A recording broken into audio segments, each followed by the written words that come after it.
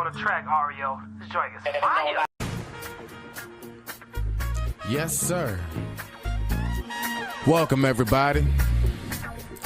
This is Lone Star, 15 to 23. I am that PG representative. Yeah. I'd like to thank everybody for coming out tonight. Much love to everybody out there in the Ville, out there on Clay, DC, PG, all over, baby. About to take this to another level. Yeah. Get ready for some fire. It's been a long time coming, but we still got a long way to go. It's all good. Enjoy.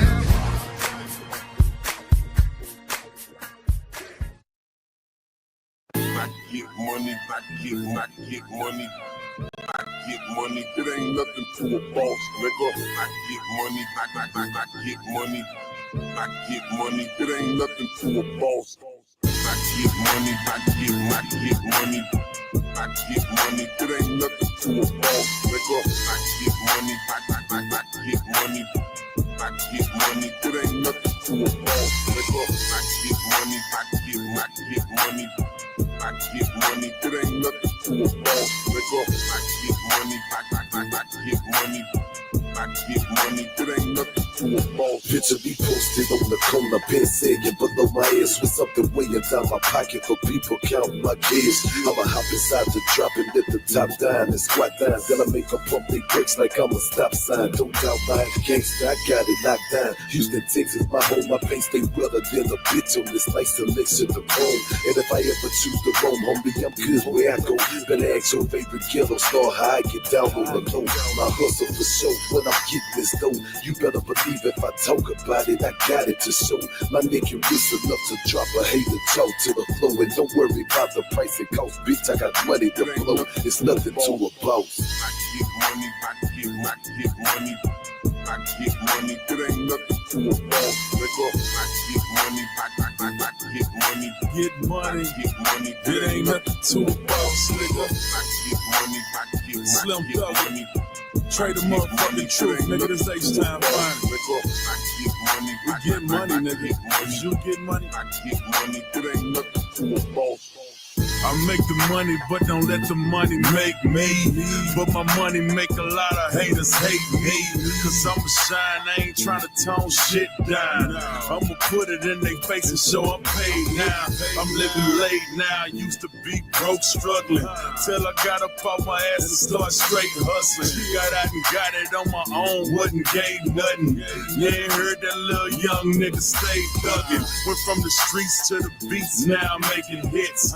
Mama happy cause the son getting paid legit. I've been the shit, man, before the paper came.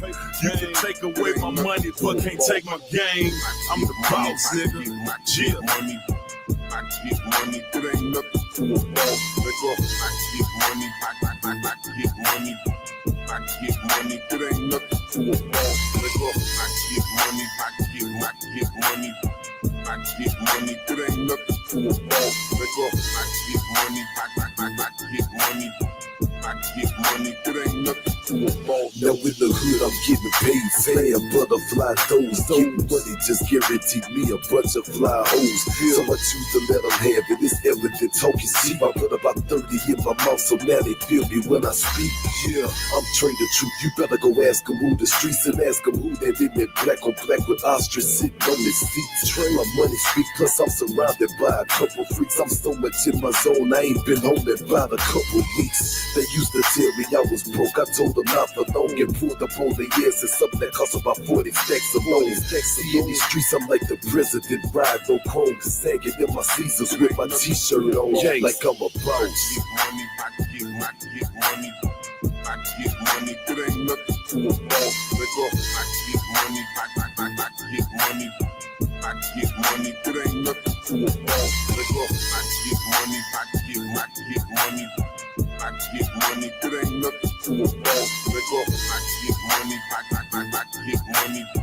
I get money, it ain't nothing to a boss.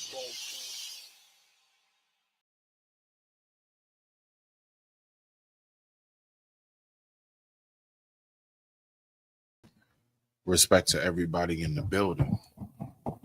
Okay, now we're going to go ahead and get this going. Y'all already know how we do.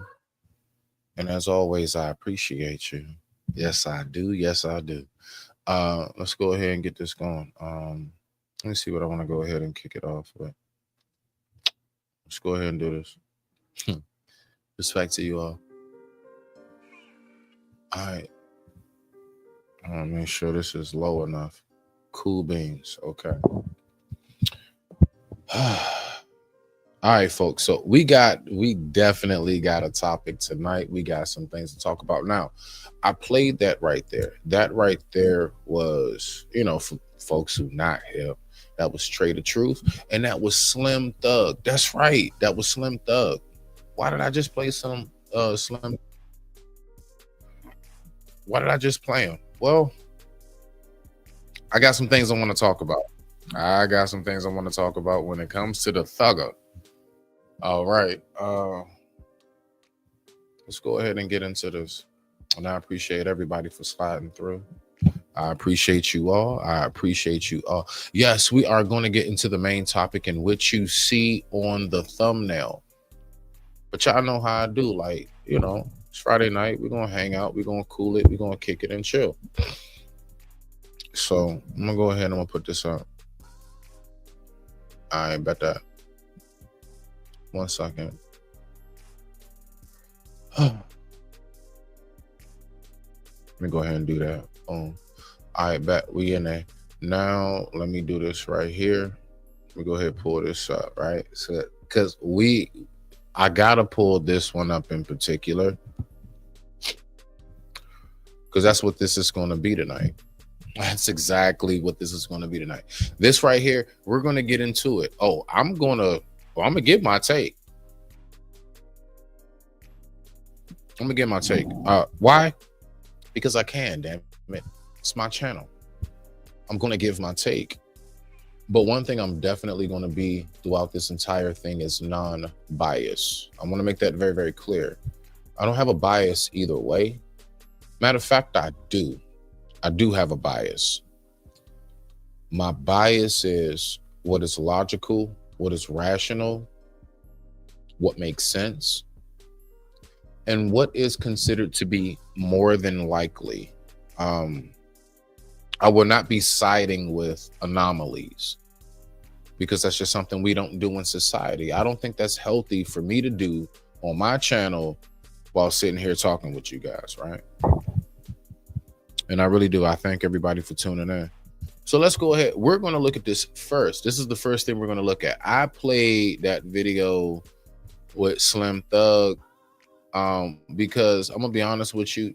I wanted to remind myself. I did. I you know how sometimes you just got to like when somebody that maybe you grew up to, somebody that you actually really did rock with, and then you hear on some other stuff.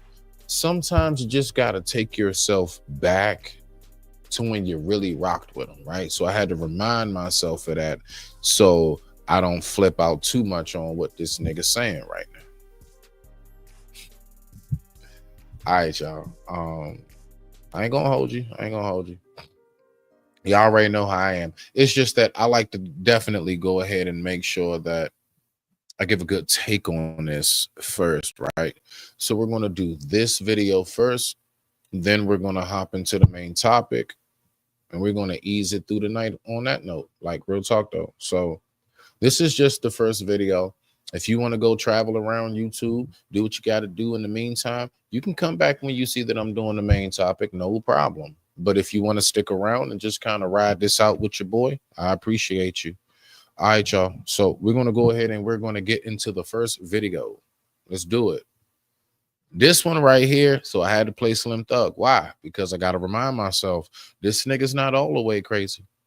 Another episode of the Celebrity Junk.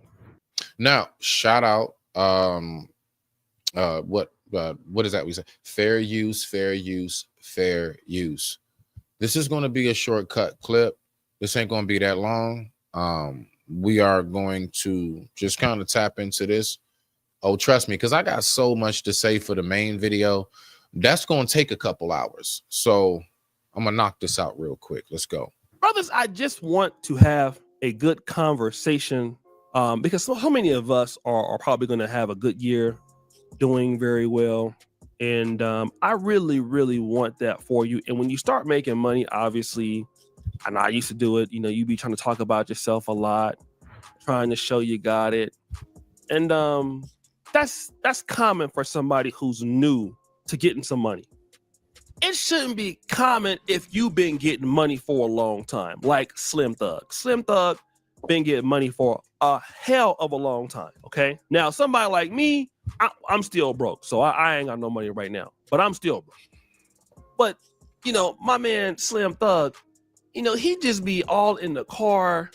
He be talking too much about things he shouldn't be really talking about, and I like the brother. I definitely love our brother, but sometimes the brother just needs to just shut his ass up, okay? And he's, Slim Thug is a brother. He's 6'6". He's a lot of ladies like him and everything.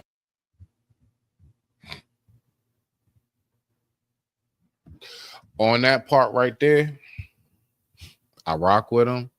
Dope. But just sometimes, you be listening to him and you just be like, Oh, hell no. Are you serious right now, bro?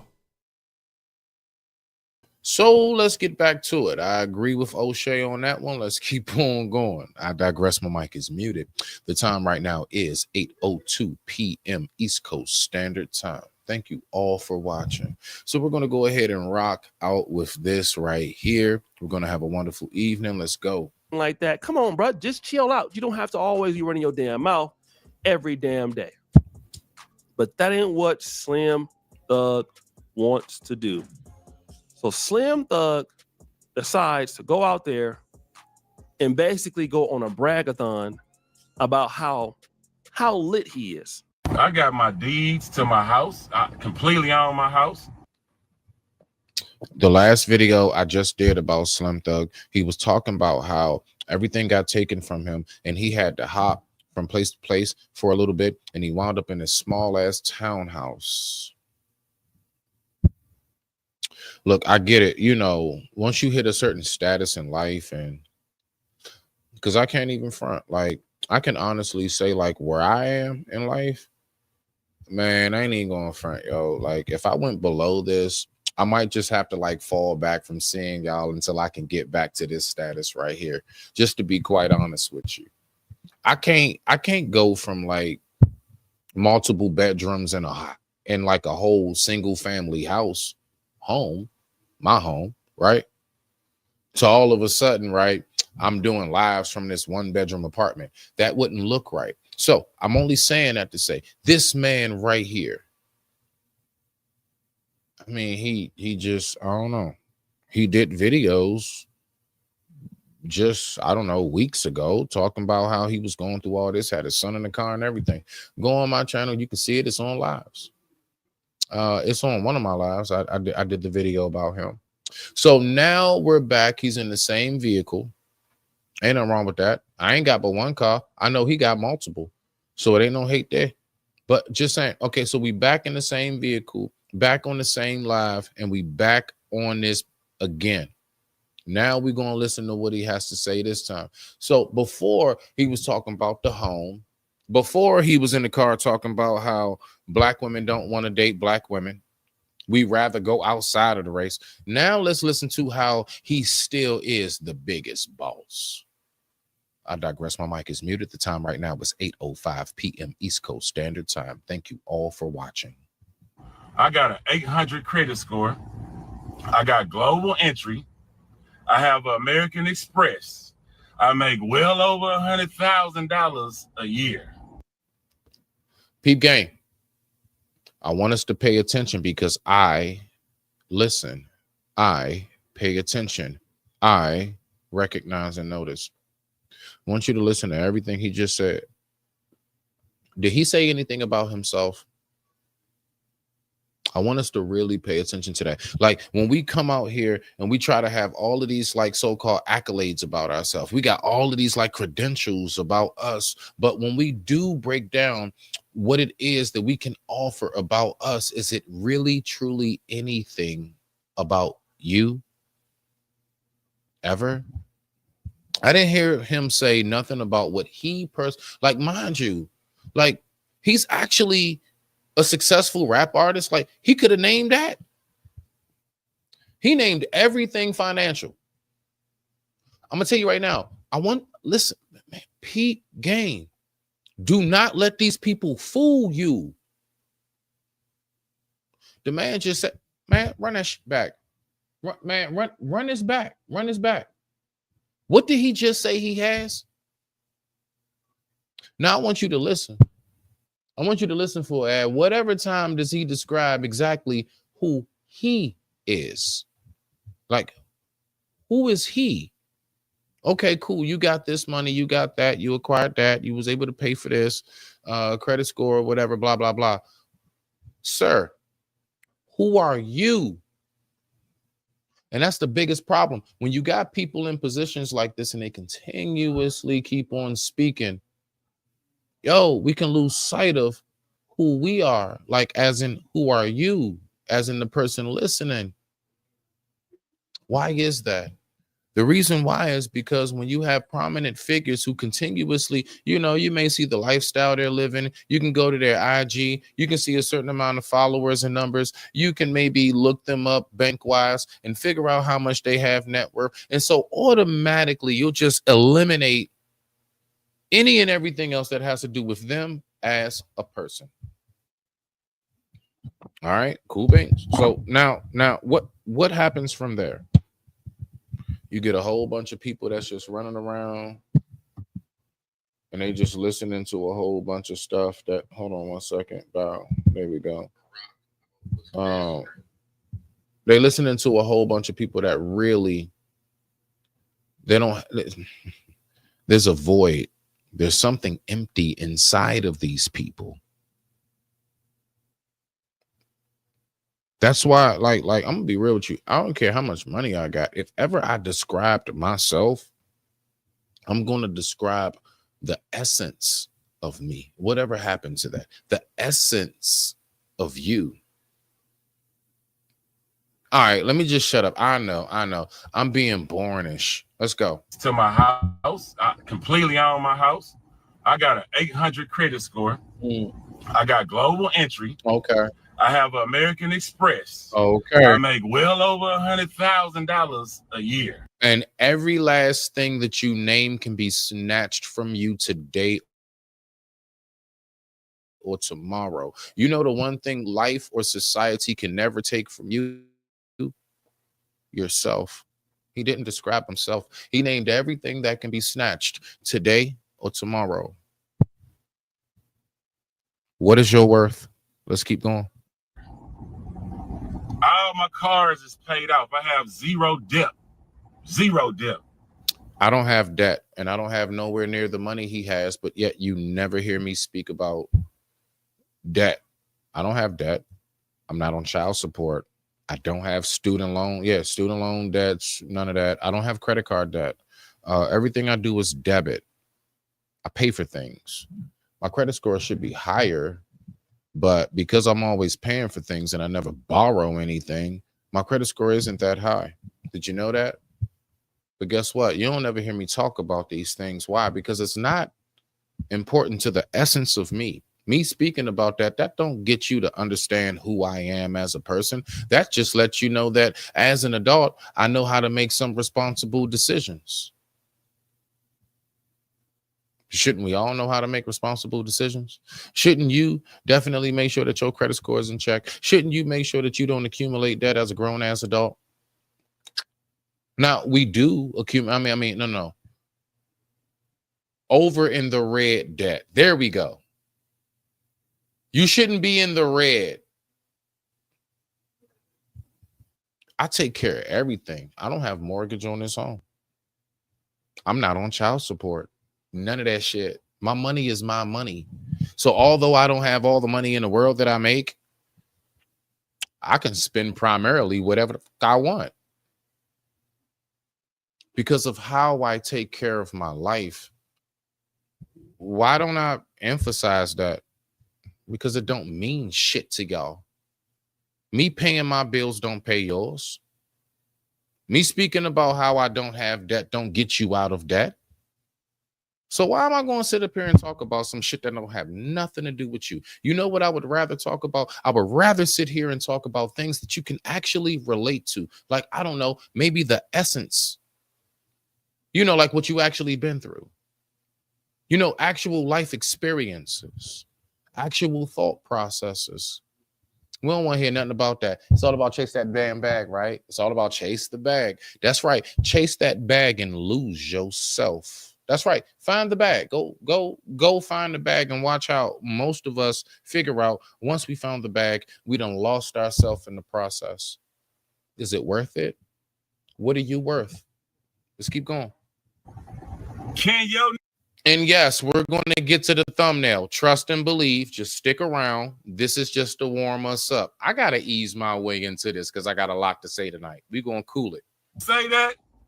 I don't have no student loans. I don't have none of that. You a lawyer, you got $1 million worth of student. All right, cool. You ain't got no student loans. Did you go to school? I'm not saying he didn't. I'm just saying, like, is that really a flex? No. Real, like, I want us to like, can we think, like, what if I got up here and said, hey, I keep gas in my car as a grown ass adult? Is that a flex? If I say, hey, y'all, I always got birthday money for my daughter's birthday and Christmas and stuff, is that a flex? Or is that what I'm supposed to do? See, we need to learn the difference between what the flex and floss about and what's mandatory as a grown-ass adult. Nigga, how old are you? Look at how long your beard is. You better know how to do these things. Dog, that's nothing to brag about. Cut the shit. Not with me. Miss me. Let's go. Student loan. I don't got no student loan. I travel. We go out the country every month. Go look at the paperwork, man. It's on Instagram. Yo, gal, yo, white. Oh. Okay. All right. So after all of that, y'all already know it's a commercial. Let's get past that. So after all of that, you know what his referral is? Not other entrepreneurs and business people. His referrals has nothing to do with anything of true substance. He referred us to Instagram. Somebody as big as him took time and said, if y'all don't believe me, he didn't say, ask my lawyers. He didn't say, ask my friends and family. Pay attention. Stop letting these things go smooth by you because you just, look, I'm smoking and chilling, but this is still don't get past me. He said, check Instagram. What? Don't we know people lie? Like, honestly, don't we know people lie on social media every day? Don't we know this? So why would you tell me to go check something that should be the most truthful part of you on a website that I know that consists of the most lies, filters, and everything else? Come on, man, make that make sense. So anyway, I love to break stuff like this down. I swear on life, I'm gonna be that dude that you can come to. I don't have the best take on everything, but I give you them little small fine prints. Oh yeah, that part that should have been highlighted in the contract that you would have missed and had you effed over, I got you. Oh yeah, I read the fine print. You're not just going to gloss over shit. You're not just going to say anything and I just don't even pay attention. I pay attention to when you speak and I remember what you say. And you should too. Pay attention to when people talk to you and when they speak. Pay attention to what you listen to online. Read the fine print. Let's go. Let's keep on listening to the fine print. She ain't been nowhere since she been with you. My sugar baby been to 24 countries. Wow. My nigga. Beautiful flex. Not his wife. Not his daughter. Not his son. His sugar baby. He got a sugar mama.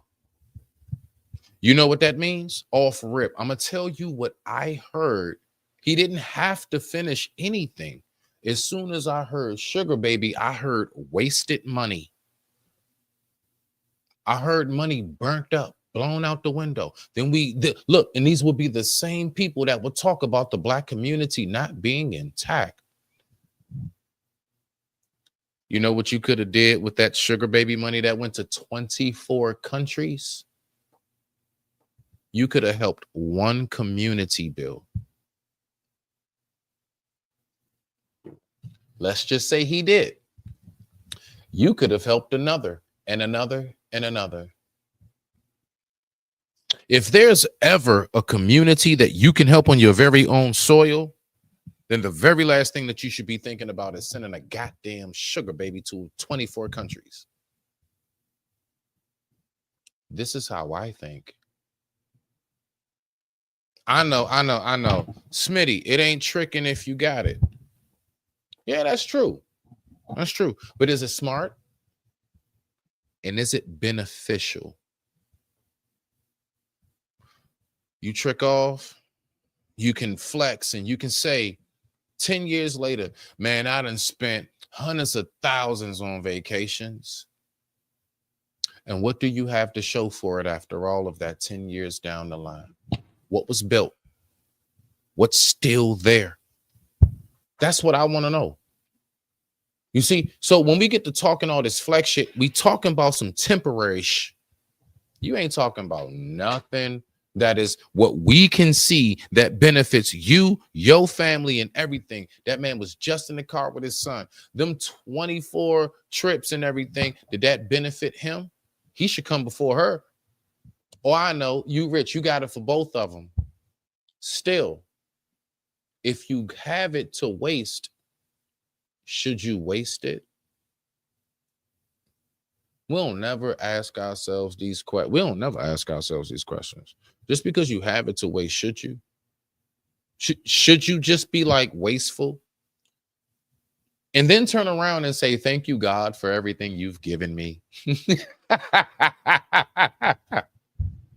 That's funny. So funny. You'll be the same one to turn around and try to say, thank you, God, for everything. But yet you waste everything God gives you. Shame on you. Y'all remember that? You remember that? Remember that? Remember this? We used to do that. I don't know. I don't know what is this, like the moving cross? I don't know what that is, but shame on you. Real shit though. Let's keep on listening. We're gonna get to the main topic. Let's go. Sugar baby, 24 countries, can't fuck with me in no form or fashion. Nah, nigga, because I don't want to.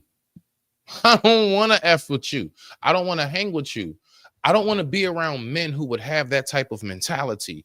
I don't give a shit what your status is in life, nigga. You're an embarrassment. That's so embarrassing.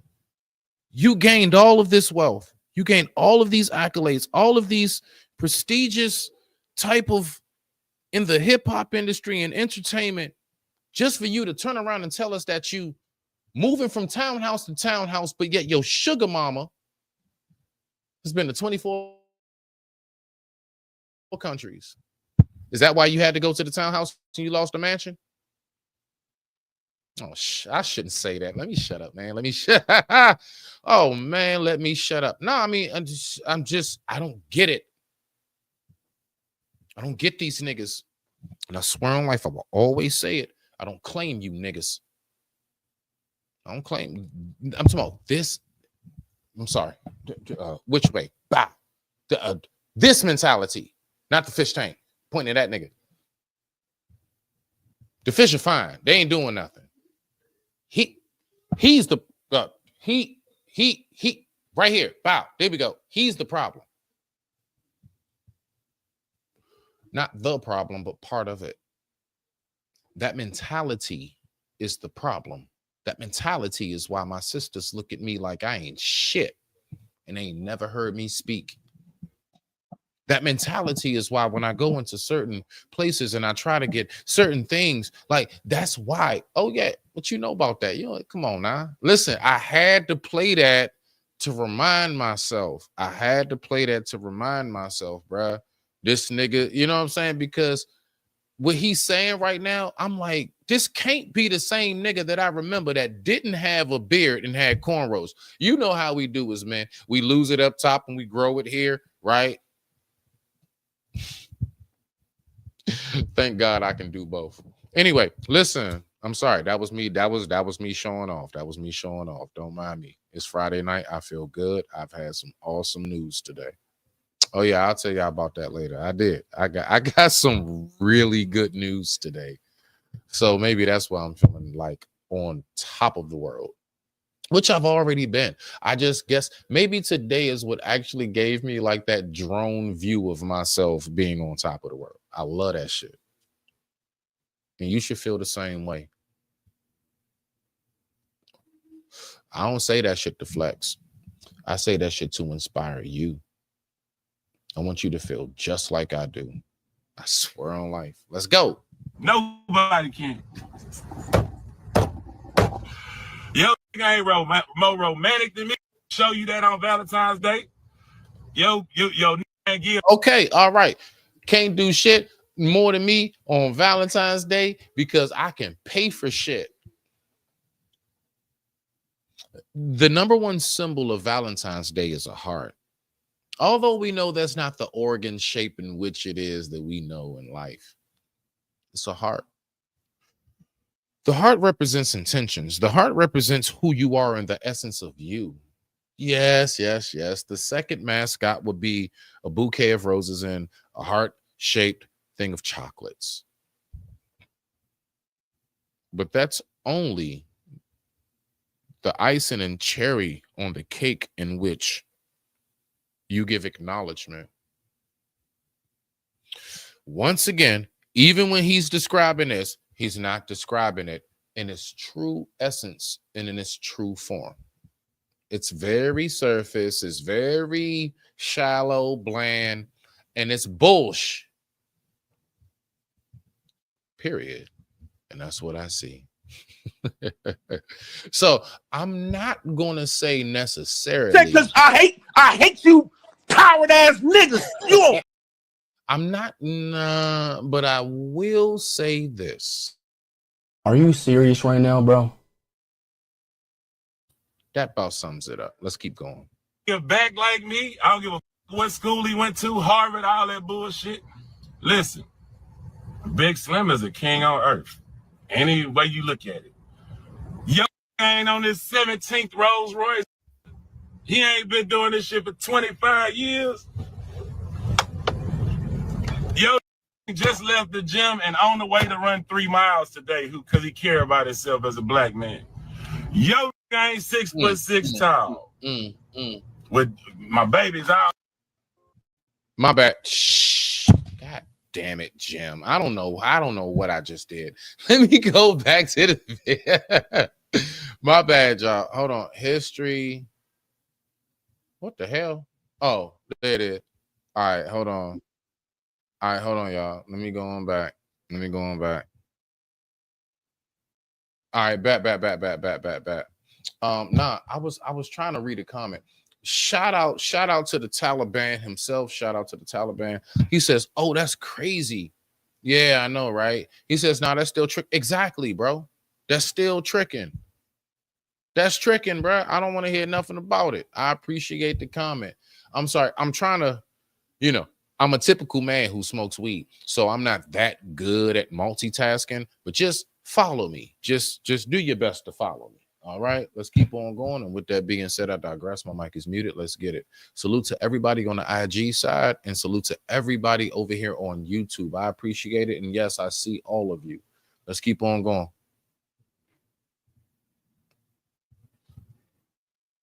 Damn mouth every damn day.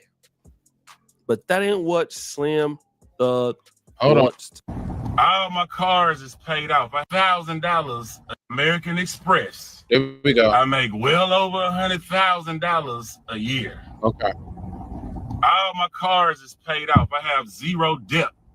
Zero debt. Shh. No student loans. I don't have none of that. You a lawyer, you got $1 million worth of student loans. I don't got no student loans. I travel, we go out the country every month. Go look at the paperwork, man. It's on Instagram. Yo, gal, your wife, she ain't been nowhere since she been with you. My sugar baby been. My G, how do you know that's not an agreement between the both of us? How do you know me and my wife aren't preppers? And we like, you know what, baby? We're going to spend our anniversary in the shed. That's right. That's right. You know that underground bunker that I built for us? That's right. We're going to have a can of beans. We're going to light a candle. All right. We're going to pose and take pictures with our bazookas. That's right. Because we waiting for the end of the world. How you know that? What, like, bro, how you just come out and tell people they ain't been nowhere? And do you know what I'm saying by this? We always trying to insert how we see life is that's how everybody else should. Bro, just because you like to go out and travel 24/7, some of us may be on some like, look, I mean, you know, I'm good with like if we do that, I don't know, maybe 2 times a year, 3 times, you know. Other than that, I you know, most of my life I was outside. I don't brag about being outside because I've always been there. I actually like being in the house. I mean, and that's just me. But I do recognize at the same time, you do have to always make sure that you keep a balance with all of these things. So don't get it twisted. I'm not saying, oh, I don't never want to go nowhere, yada, yada, yada. No, I'm just saying, like, you know, I think most people know. I'm 42, god dang it. When you get older and when you're more mature and stable in your life, yo, you're not so like, you know, not everybody has the mentality that I just want to up and run and go off somewhere. You smell me now? Let's keep on going. I digress. My mic is muted. We almost done. In the 24 countries, sugar baby, 24 countries, you can't fuck with me in no form or fashion. Nobody can.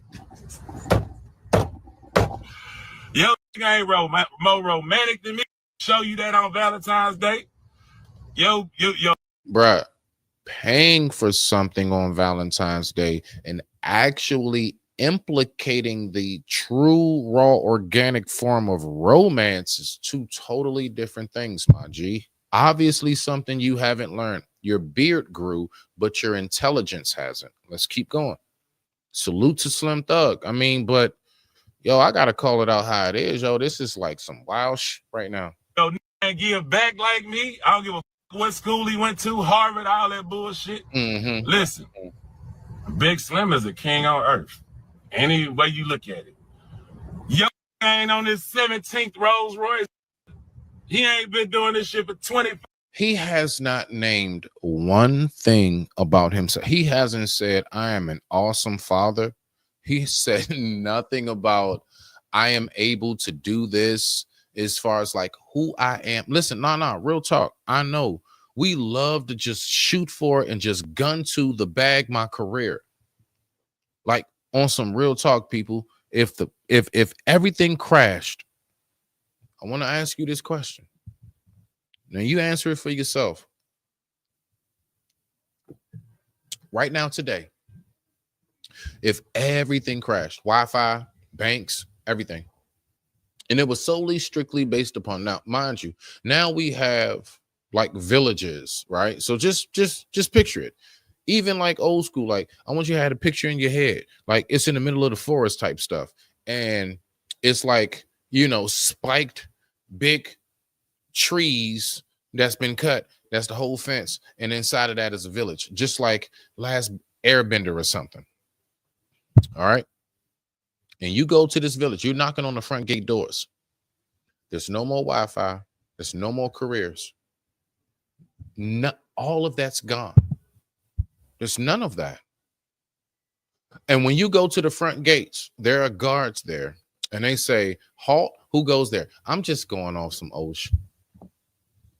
And then they say, and then you say, please let me in. You're looking for shelter and everything. And then when they ask you, we allow all in, but only those of value. What value can you bring to this village before we allow you in? Don't nobody want to hear nothing about no degrees. Don't nobody want to hear nothing about no 6 figures. What can you do? Who are you? That's why I propose that question the way I do. If everything shut down, who are you? What if we let you into these gates? How do we? All right, so what is the benefit that you bring? Are you a seamstress? Can you tailor fabrics for us when it gets cold, even when it's warm, and adjust? Can you blacksmith? Can you make weapons and tools that we can use to defend ourselves and cultivate? Can you farm? Do you know about medicine? Now, that would be a degree you can say. I'm a doctor. Yeah, that would be one you can say. Honestly, you can just simply come to the gates and say, I'm physically fit. I can carry and lift. And I got a lot of energy and my back is strong.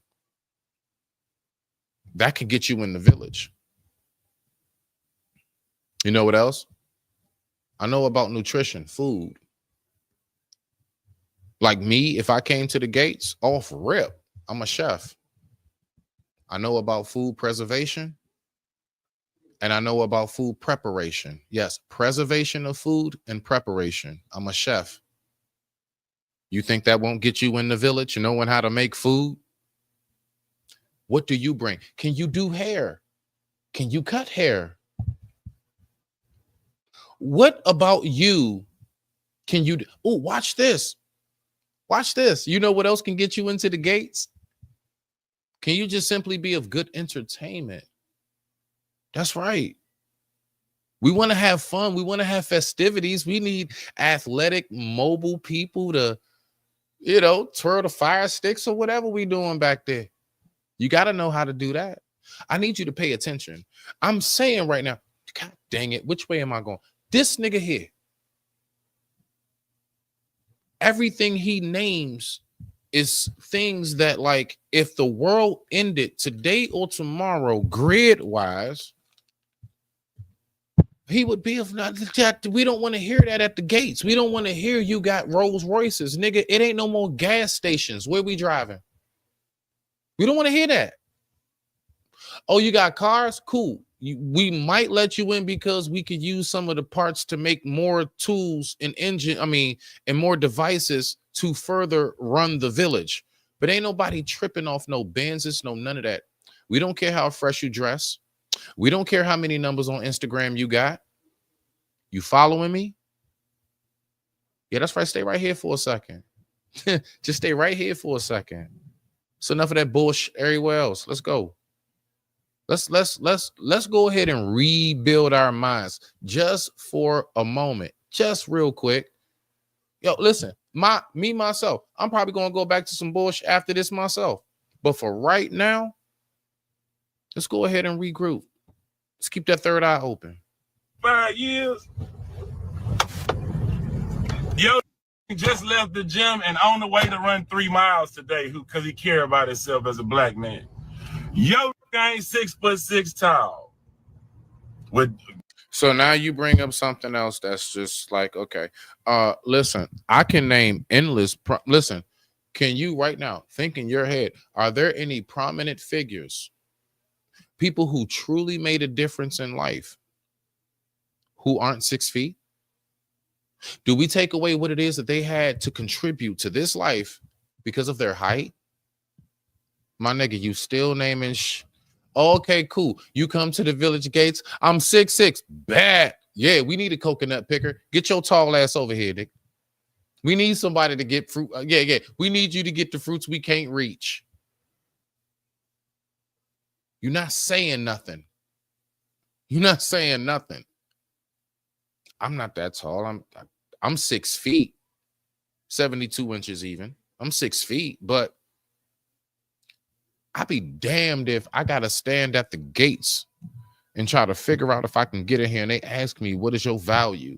And if I think for a damn second that I'm about to say I'm 6 feet tall, what? Okay. And 6 feet tall and what? Well, I mean, you know, my credit, there's no credit anymore. What else you got? Shit. I mean, you know, them cars I got. Yeah, that's right. Oh, don't forget, I laid down a bunch of hoes. All right. So before we close this gate in your face, I'm gonna need you one more time to think very carefully about what you're gonna say next. What do you have of value before we let you into the village? My baby's all of them over 6 feet. How tall you, kid? 6'6". 6'6". Got a 6'8" month, and I got Even worse. It just got worse. So you got your son sitting there next to you while you talking all this bullshit. You have one of our young warrior class sitting right there next to you while you saying everything you saying. That's how y'all know this is a raw reaction. I didn't watch the whole thing. I didn't know that part was going to pop up. You's a grown ass man. You know what the beard is really supposed to symbolize? You know, just like, for example, locks, right? So let's just go back on something, right? Locks. Now, first of all, you know, it's the reason why we stopped calling them dreadlocks, because first of all, the name, you know, the term dreadlocks came from the others in the sense of, and don't nobody, you know, it ain't nothing. It's just history. It was considered those who had hair of wool, locked wool, was considered to be dreadful, right? So if you know the definition of dreadful, right? So dreads come from dreadful, which is not a good thing. The real definition from Rastas, when they lock their hair, is because they've then locked themselves with God. It's a spiritual connection that has taken place. You'll see where I'm going. Let's stay here. All that, like, just it being a look, it being a fad, like even me, even myself, me doing this. Oh yeah. I promise you, this is a spiritual journey. This is not a because I'm trying to be Lil Wayne going back to stunting like my daddy. No, it's a spiritual journey. I genuinely said to myself, I'm going to lock myself one with God. And that's what a term, and that's what a real meaning of locks come in. When they twist and lock their hair, it's a spiritual connection that is happening at that moment. Your beard is supposed to represent wisdom. When I see a man, think about it, from The Hobbit, Lord of the Rings, whenever have you seen a beardless wizard? Huh? When? You know that old wise man? Somehow or another, don't they always have a beard? Why?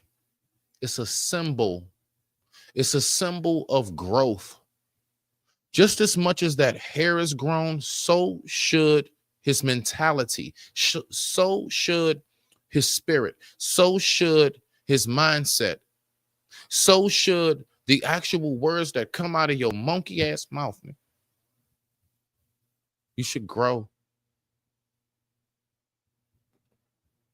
Your beard is supposed to be an elevation. I see a man with a beard that long. The first thing I think to myself is, I can ask you anything. Whatever happened to that? Why you niggas misrepresenting? Huh? Why you misrepresenting? Let's keep going. that one that's gonna be who's 6 feet at 12. Genetics, King genetics. He gonna be my 7 feet when he grow up. God damn it. Slim. Brother. Okay. So after saying that, Tasha K went. I want to hear what Tasha K has to say. This is really what I'm here for. So after we get past the Tasha K part, I'm gonna go ahead and get to the main juice, the main meat and gristle of this whole thing. let's go ahead and rock out. And got him. I just come from a school where when you got it, you ain't gotta say it.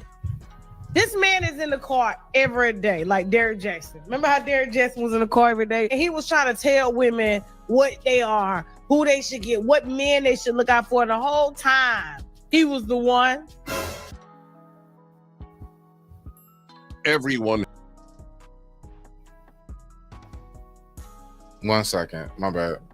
Y'all already know. Oh, let's get back to it. That I'm getting. Why are you talking about Sugar Baby? This man is damn near 50 years old and you tricking? Slim, if you the catch, if you got all of this, you make 6 figures a year. Why are you tricking on young girls? Why are you having to leave the gym, sitting? I don't have a fraction financially, possibly, of what he has. I ain't no broke dude, but I don't have a fraction of what he has. I'm not saying this as a flex or a brag, but when you're truly of a man of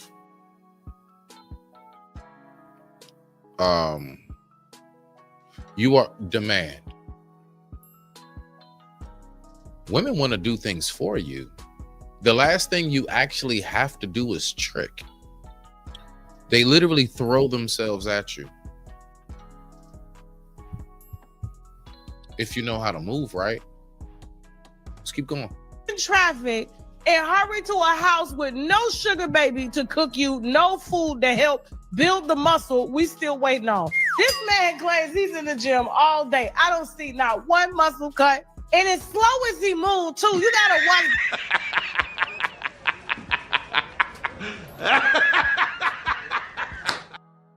People's mannerisms. I can tell why this man's single. I'm just gonna be honest right now. I can tell why he's single. You got to get out here and remind women. I can't front. I'm saying it. Me listening to him, I've heard the same type of talk from angry ass niggas all through this. Angry men all through this panel. I'm working on myself, y'all.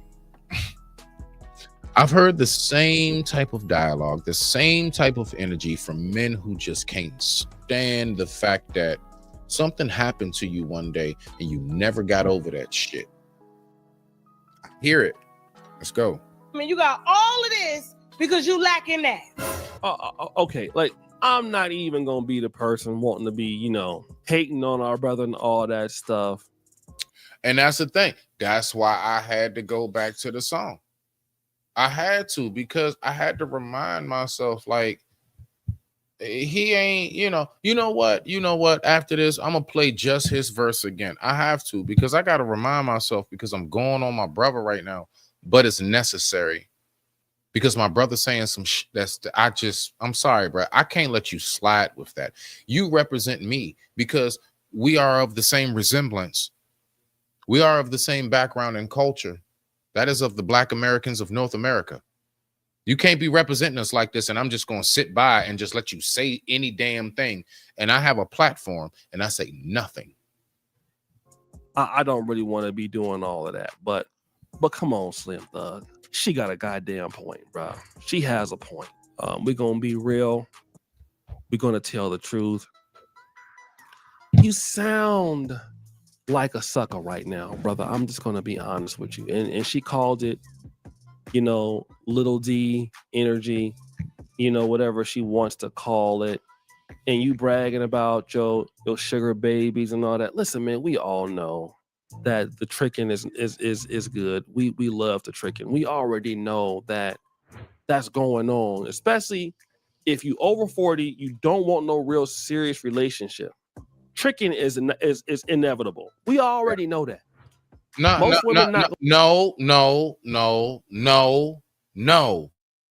Are you serious right now, bro? No. O'Shea, tricking is inevitable for you. And you brag about tricking. We all hear you, O'Shea. No, that's not the case. See, once again, even me reviewing, I'm thinking that I'm listening. No, that's not the case, bruh.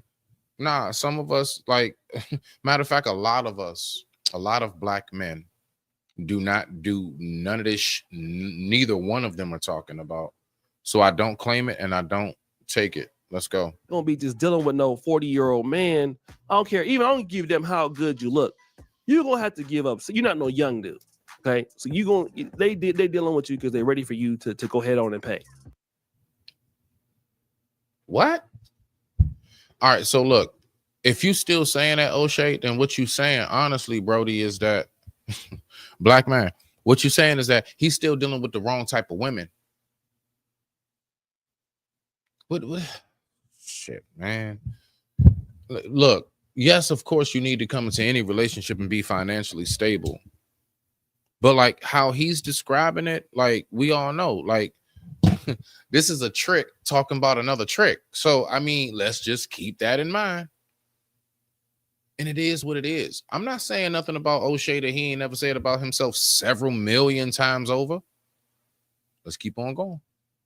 Which is okay. And we already know that us older trick brothers, okay, we already be tricking it off. We already get that, family. Right there. I didn't know he was going to say that. He says it over and over again. He said, you know how we are as the trick brothers. This is two tricks talking about tricking.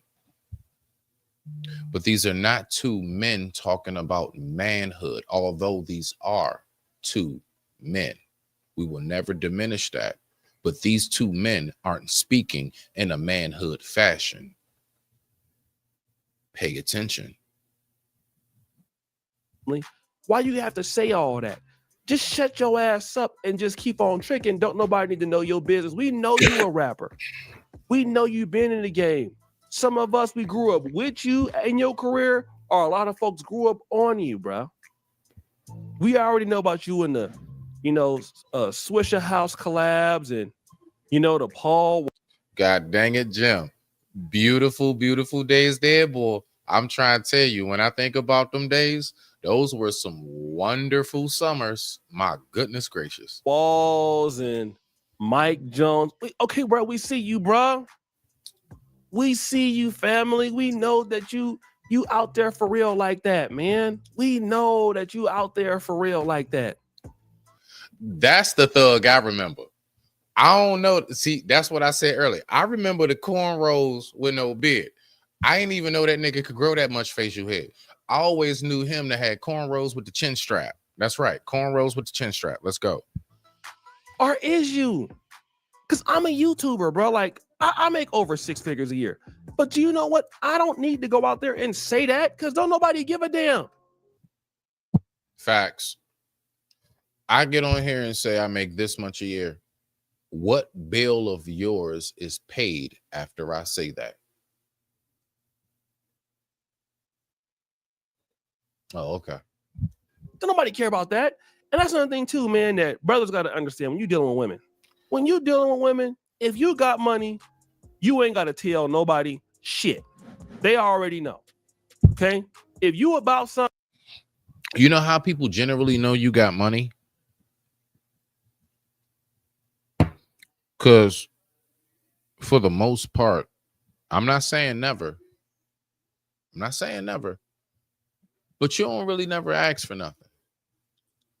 Let's say a 95 to 97% of the time, you good. You just, because the reason why I say that is because just like Lysol, 99.9%, you know why they don't put 100? Because just in case, that life happens type thing. So that's the only reason why I say that. Is just kind of keep a safeguard, right? But let's go ahead and get to it. Let's get to it. What we are going to do now is go to the video. Now, I'm going to break down, there's 2 segments on here. In particular, I want to go ahead and speak on. And shout out most definitely to both individuals. Everybody knows, I don't have no real dog in the fight. I just observe. But I'm going to give my take on what it is that I observe on both ends. Okay. So I'm going to be looking at this segment right here. Shout out to Raw B and Cellulite Podcast. Shout out. Y'all make sure y'all go over there and subscribe to dang, how she said, we ain't beefing, you just mad. There we go. We ain't beefing, you just mad. And make sure you go subscribe to Cellulite Podcast. Boom.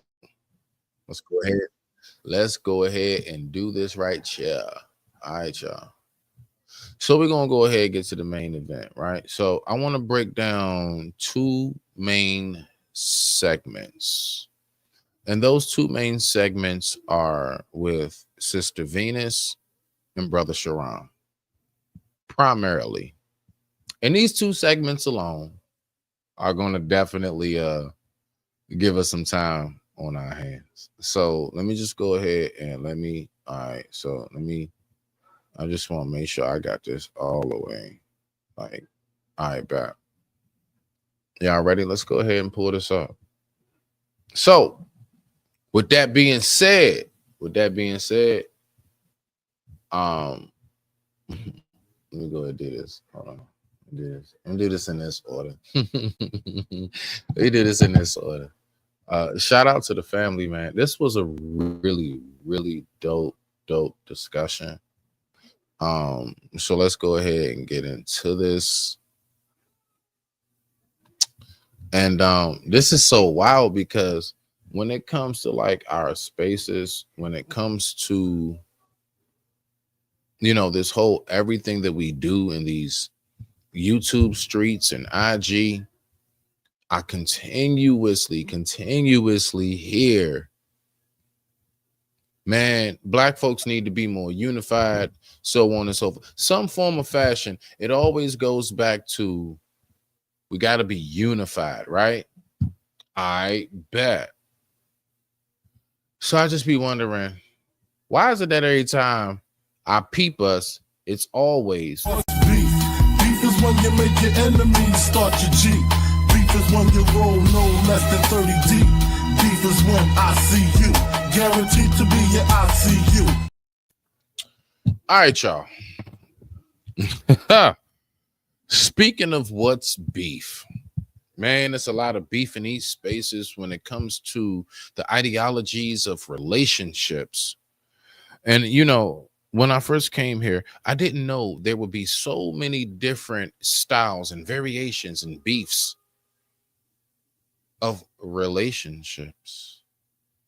Something that I would think we will all be unified on because we all, I thought, wanted the same thing. Nope. Psych. Could have fooled me. But we're going to go ahead and get to it. And with that being said, I digress. My mic is muted. But before we get into the video, of course, you know, we must pay a big tribute to the sponsors. And this sponsor and this tribute is brought to you by the random white woman that just walks up out of nowhere. These messages will be right back. Something? It's your mofo butter laying me to the bone, jacking me up. Tight me. I'm sorry, I don't understand. Cuddy say can't hang. Oh, stewardess, I speak jive. Oh, good. He said that he's in great pain and he wants to know if you can help him. All right, would you tell him to just relax and I'll be back as soon as I can with some medicine. Just hang loose, blood. She's gonna catch up on the rebound on the med side. What it is, Big Mama? My mama didn't raise no dummies. I duck her rap. Cut me some slack, Jack. Say Cuddy can say be doing it. They say Chump don't want to help. Chump don't get the help. say can't hang. Say 7 Up. Jive ass dude don't got no brains anyhow.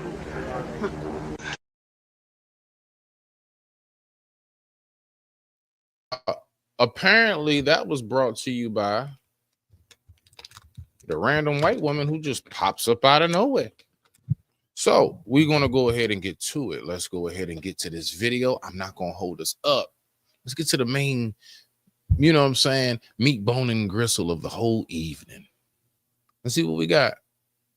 And with that being said, I digress. My mic is muted. The time right now is 8:55 p.m. East Coast Standard Time. Thank you all for watching. And that's fine.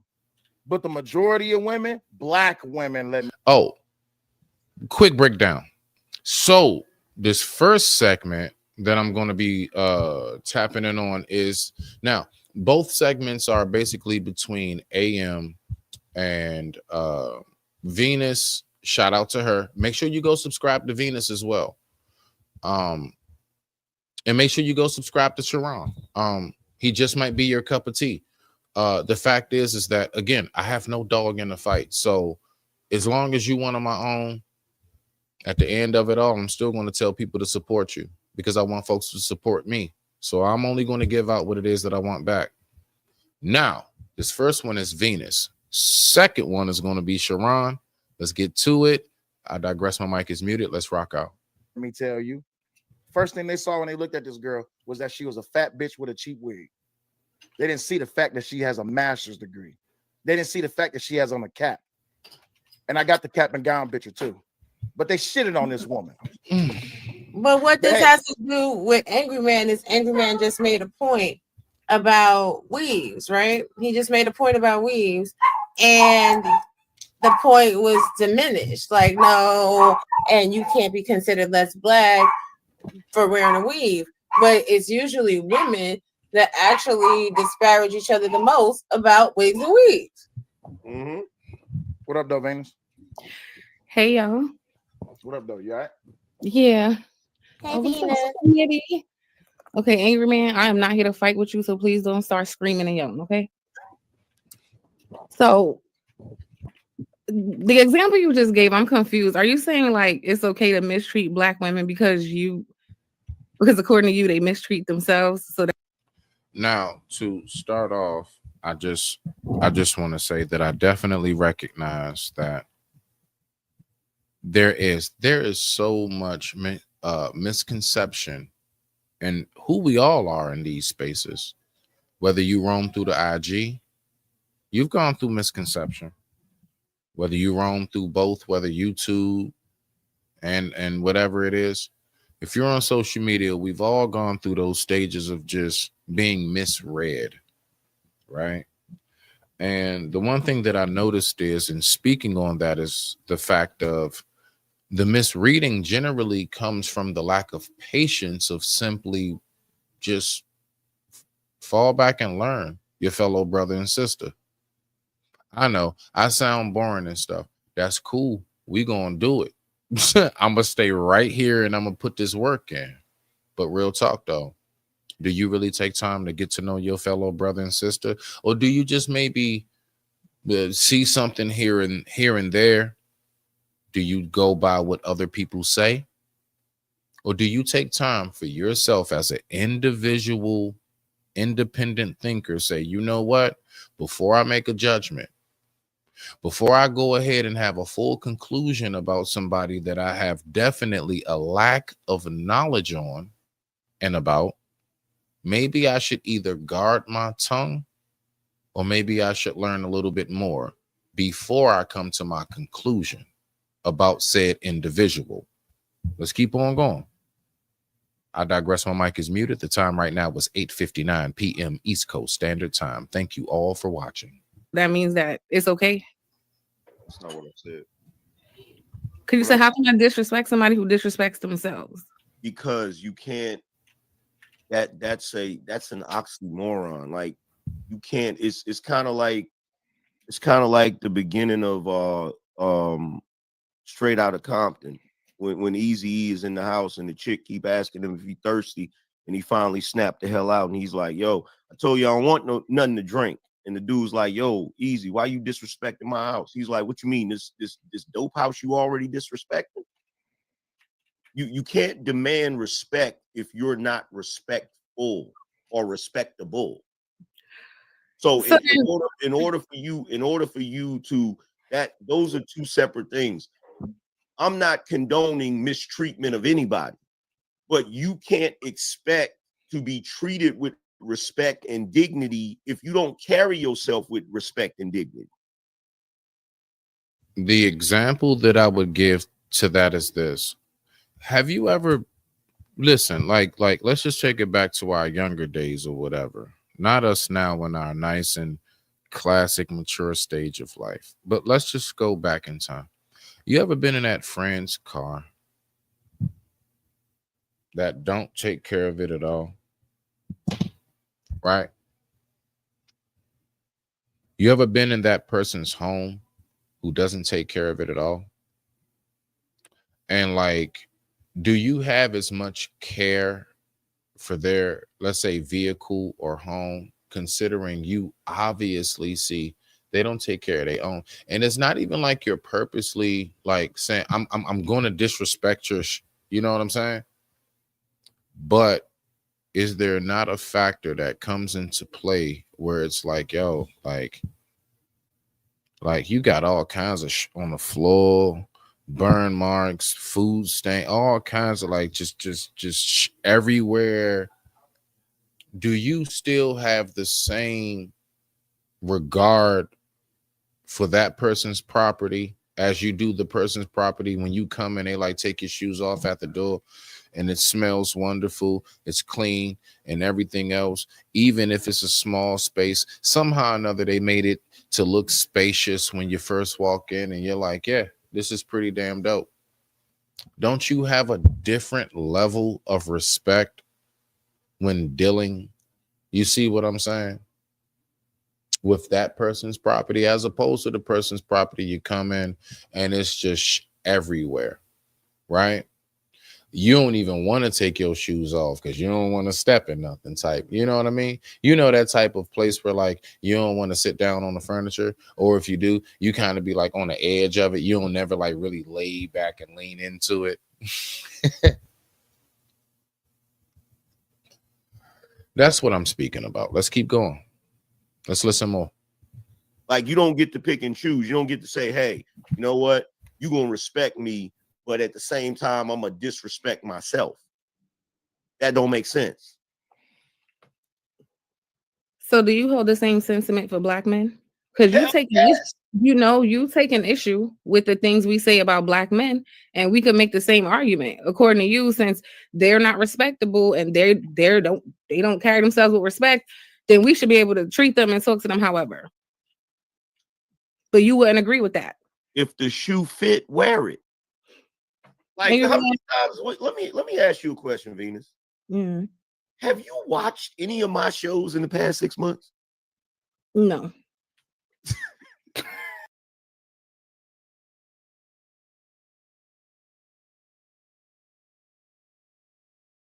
Are you serious right now, bro? And that's one of the biggest issues. Again, I just spoke about it and I only paused it right there. Salute, respect to all parties on the panel. But definitely that's a big issue. Oh, like a simple check-in. You know what these devices do? This right here, I can type in anything in the world. Anything. Like, if I want to know anything in the world, I can use this right here and type in anything I want.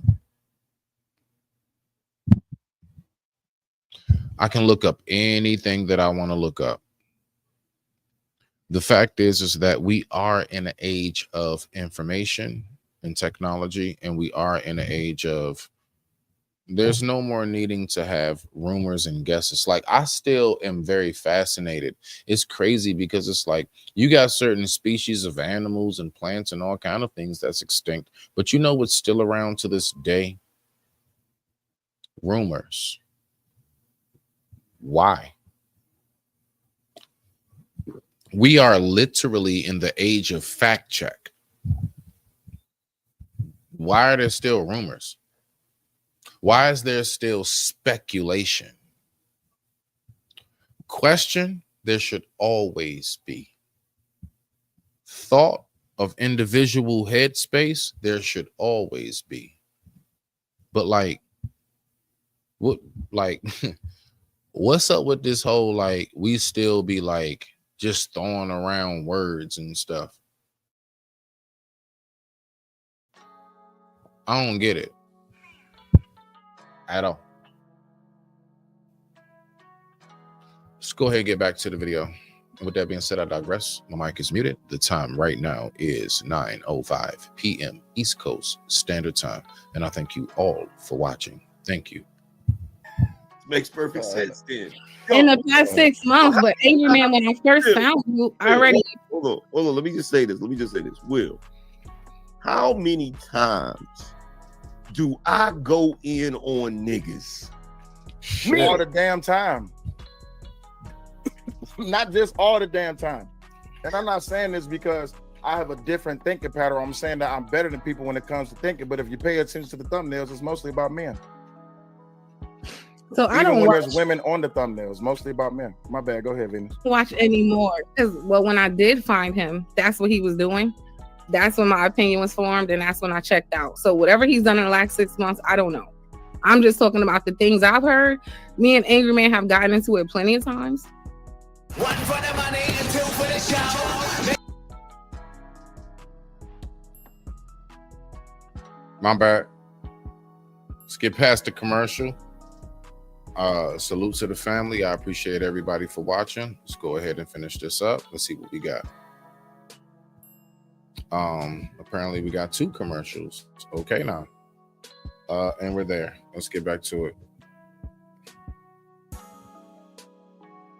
Because of the things that he says about women. So I don't know anything else, but when I found him and was following him, a lot of his rhetoric was strag this. It was a whole bunch of like disrespectful terms every fucking 2 minutes, shitting on black women nonstop. Yeah, but guess what? Here's the thing. You just made strag synonymous with black women. Before I let Angry Man go ahead and respond and say what he's saying, I just want to say that I do notice that when it comes to us as a community, period, it's like none of us wants to be like really shown what it is that really does take place. None of us wants like truth to be presented before us. And that's the thing that's so wild to me. But let's go ahead and keep on going. I digress. My mic is muted. Let's rock out. That's what you were doing. No, I didn't. No, I didn't. No, I didn't. Strag was never synonymous with black No, women. I didn't. No, I didn't. Because whenever I'm talking in my content, if I'm talking about respectable, classy black women, I say black women. The whole reason the term strag even exists is to differentiate. That's the entire reason. And look, here's the thing. For all of the women, I will say this because I do speak about it when it comes to the conflation of thought. Generally, when it comes to women, period. There is a lot of times a conflation of like what actually is at times and what they feel is, right? That can happen. That can happen. Is that all the time? Is that all women? No. But that is something that does play a factor. So to what AM is saying, like on some real, like it's something that I do believe that we all should pay attention to. And with that being said, I digress. My mic is muted. Let's keep on going. women get offended when I say strag or I say this or I say that. My grandmother used to tell me it ain't what you call, it's what you answer to. So once upon a time, I read in a book somewhere that it's not what enters the heart, but what proceedeth from it. As in, it's not what happens to you in this life, it's how you respond to what happens to you in this life. I don't know why does this keep doing this? Like, why does it keep cutting? I don't understand. Oh, I got it. Such bullshit. Because at the end of the day, if you not a strag, you should not be offended. That's not true. That's like if somebody is in front of me disparaging another person just because I may not relate exactly to what they say doesn't mean the shit is not offensive, right? Like you could call a gay person a bunch of like messed up terms in front of my face. I'm still gonna be offended. It doesn't mean that I'm doing what they. Me personally, now this is just me, okay? Me personally, now this is just me, all right? If you concur, cool. If not, cool. Things that don't apply to me, I don't flinch. You know, I made this comment before when I was speaking about as far as if there's a, let's say, a panel of women that are talking about abusive men who are narcissistic and deadbeat dads, I don't flinch. Now, I mean, I don't maybe like the fact that the message is maybe something that a lot of people would look at most of us and categorize us in a nutshell in. Maybe, but I don't flinch. I don't feel no kind of way because I'm not abusive. I'm not a deadbeat. You see what I'm saying? Like, I'm none of those things that they speak about, so it doesn't apply. You know how they say, like, if the shoe fits, then wear it, and if it, you know, if it don't fit, then you must have quit, I guess. Shout out. Let's go. They do. Okay, but Venus, there's a difference. Like, you just, that was a false equivalency, because what you're talking about in the one hand is somebody talking about somebody just because they're gay, as opposed to me talking about the behavior of someone. I'm not going in on black women just because they're black. That's the misconception. Not going in on them just because they're black. I'm going in because of the behavior. I would say that is, for the most part, if not entirely, how I carry myself in my life. I don't judge nobody based upon, like, if you look cool enough, or I just go by how you carry yourself.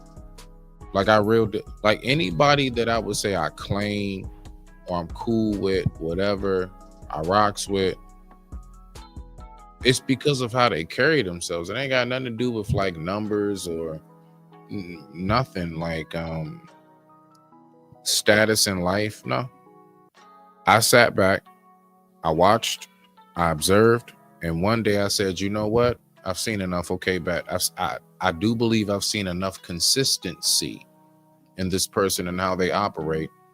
So yeah, I'm gonna go ahead and shout out. It's a lot of y'all I've watched for a long time before you ever saw me say anything in your chat. Or I've been watching. I just wanted to make sure that you're somebody I want to engage with. And there are some people I have engaged with, and I'm very much so thankful I did. And there's definitely, I would say, more than not who I've engaged with, and I'm like, I should have never came to your show. It's a real thing. Let's keep going. Like the same way me and you had that back and forth the other day, and I was going ham or whatever. We could have been talking about the latest Marvel movie. And if you had a opinion that was different from mine, I would have been just as passionate. I think what you represent, the community you come from, there's a collective, concerted effort. And I would say that's another one of the like right there, like, and it's not a shot to Sister Venus at all, but like the community you come from, as in we all don't come from the same place, as if we all don't come from the same struggles in some form of fashion. I might not have gone through exactly what you went through, but I promise you in some form of fashion, we both have been through the same strifes, stress, and heartaches and pains in life. Let's go. To spread propaganda and make black women out to be the worst people on the earth. And you guys have done a great job at it. You've done it so much that there's a million other channel hosts across all platforms, and even other races of people wanting to join in on the conversation, because the manosphere, the black manosphere, made it a fucking thing to shit on black women for money all day. Well, hold tight. I got your back on this one, because before the black, go ahead. Let me say this. Well, guess what? Then you're in good company, because we had our entire culture, R&B music, movies, TV shows that disparage black men for my entire lifetime. For my entire lifetime. Now, this is where that, all right. This is where that all right. So me being an 80s baby, I think AM maybe got me by, I don't know, a couple years. I believe we're both in our 40s still. But definitely as a 82 baby, right? I do remember, like, there were great examples of dads all through Black TV. I also remember, yes, we did have movies like Color Purple, so on and so forth. So my point is that I do remember back in the day, I do believe it was more so of a back and forth, just like with our music. Do you remember back in the day on the radio, like you ride in the car, like before all this internet stuff and streaming, when we relied on the actual radio, like either in your house or in the car, that station from wherever you from? You remember how when we used to turn on the radio once upon a time, like the music actually was a back and forth, as in you may hear something like Hit 'Em Up from Pac or Biggie or something, whatever it might have been, 3 6 Mafia. But you also heard Outkast. Turn right around, you'll hear Erykah Badu. Turn right around and you'll hear Scarface. You see, like it was a plethora of what we had in the music. So I'm just saying that in a sense of in a contrast, the same way with what it is that I was just describing. But let's go ahead and get back to the video. I digress. My mic is muted. The time right now is 9:17 p.m. East Coast Standard Time. I thank you all for watching. Black men ain't been shit. Not only that. So there's no Cosby Show. There's no Fresh Prince of Bel-Air. There's no positive. I hate when y'all make this fake ass argument. So there are no positive images. So many movies in the 90s of Black men in a positive light as well, right? We want to act like all anybody did was disparage Black men when that's not true. Bill Cosby, his character Cliff Huxtable was a cuck in his own damn house. Oh my God. Claire Huxtable ran that damn house. That was a doctor who was married and with his children, and it was a positive thing. That nigga had little to no say so over how that house was ran. You ever seen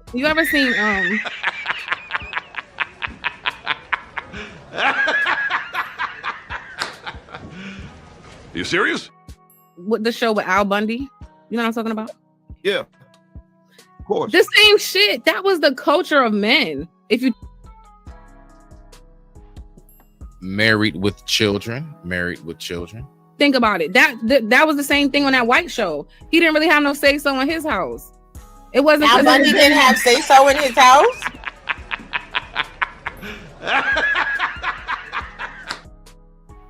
Not really. Al Bundy, look. Al Bundy held it down. It was the next door neighbor. Yes, he did. It was the next door neighbor and her husband. The next door neighbor was running stuff in her house, and she would try to come over and convince Peg to do some silly shit. Big facts. All of us who are old enough who remember, big facts. The neighbor used to come up, Kelly, I think her name was, would come by, her and her husband. Then the husband got switched. It was a dark-haired dude before, and then he turned into some brown-haired guy, who had more of like a Tom Cruise-like look. Anyway, that is a fact. Let's keep on going. I digress. My mic is muted. So far, so good. Let's just keep on listening and respect to all parties up on this panel. Y'all make sure y'all go subscribe. Go subscribe to The Angry Man. Go subscribe to Cellulite Podcast. Go subscribe to Raw B. Go subscribe to Venus. Go subscribe to Uncle Tom. That's right. On the porch with them niggas. No. I'm sorry. On the porch with the Jigaboos. God dang it. No, what is On the Porch with the Blacks? My bad. Go subscribe to Nightish. Definitely. Subscribe to him. Who else is up there? I can't even see who that is. Okay, Word Up Go subscribe to Word Up Podcast. Go over there and subscribe.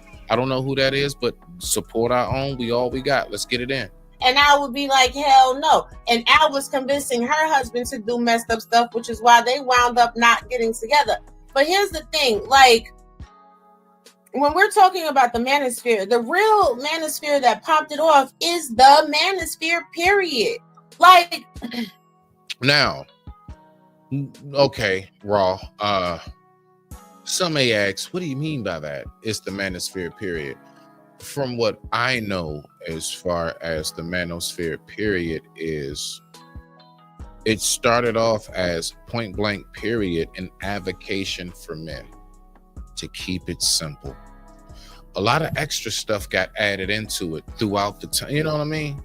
But the original format was men having a place and a voice to advocate themselves so we're not stifled. That's it. And then it blew up from there. Let's keep going. Salute the Raw. Let's go.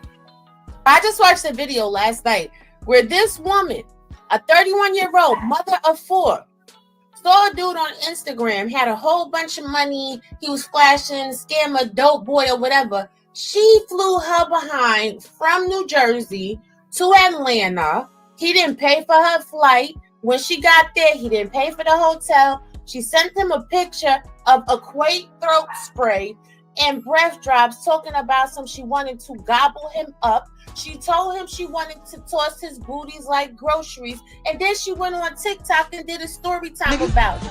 You've been in jail 5 years now. Man, it's only been 1,825 days. 6 hours and 13 minutes. She could have waited. Yeah, whatever. I'm just saying, why go back to jail, you know?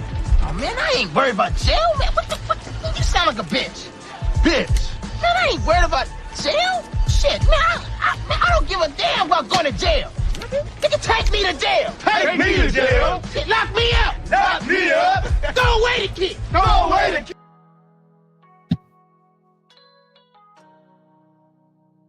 So, and that's one of many, because all of these women is going to TikTok and doing these story times, selling their business. I just seen a video before we went live today where a black woman who went to college for 4 years, she's in her last 4 years of her degree. She said, I don't want to do this. I'm living somebody else's life. I'm going to go and be an OnlyFans model. This is what black women are doing on social media. Oh, hell no. Oh, hell no. Oh, hell no. Oh, hell no. Oh, hell no. So are people not supposed to talk about it? Because the sisterhood is not. So, no, I'm in agreement, and I talk about this, right? I don't like the new female rappers they want to brag about getting pissed on and all this nasty ass shit, right? I think that's a problem as well, because that becomes representation for everybody. So I understand there's a need, like certain shit is just not okay, period. Woman, man, whatever. But when it seems like there's just a hyper focus on the negativity of a group and black women, the words black woman become like key. Now, Sister Venus, the fact is this.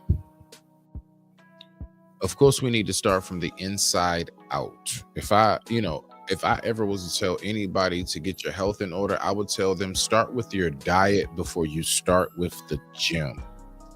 Now, moving along from there, we have to remember, sis, that the whole world exploits us. Why? Why? Because we exploit ourselves. We have to say it. Not all of us. Okay? All right?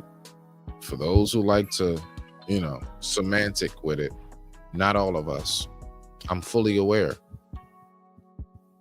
But there's enough of us who do not put us in a good light. And for whatever reason, society, money wants to push the lowest forms of us.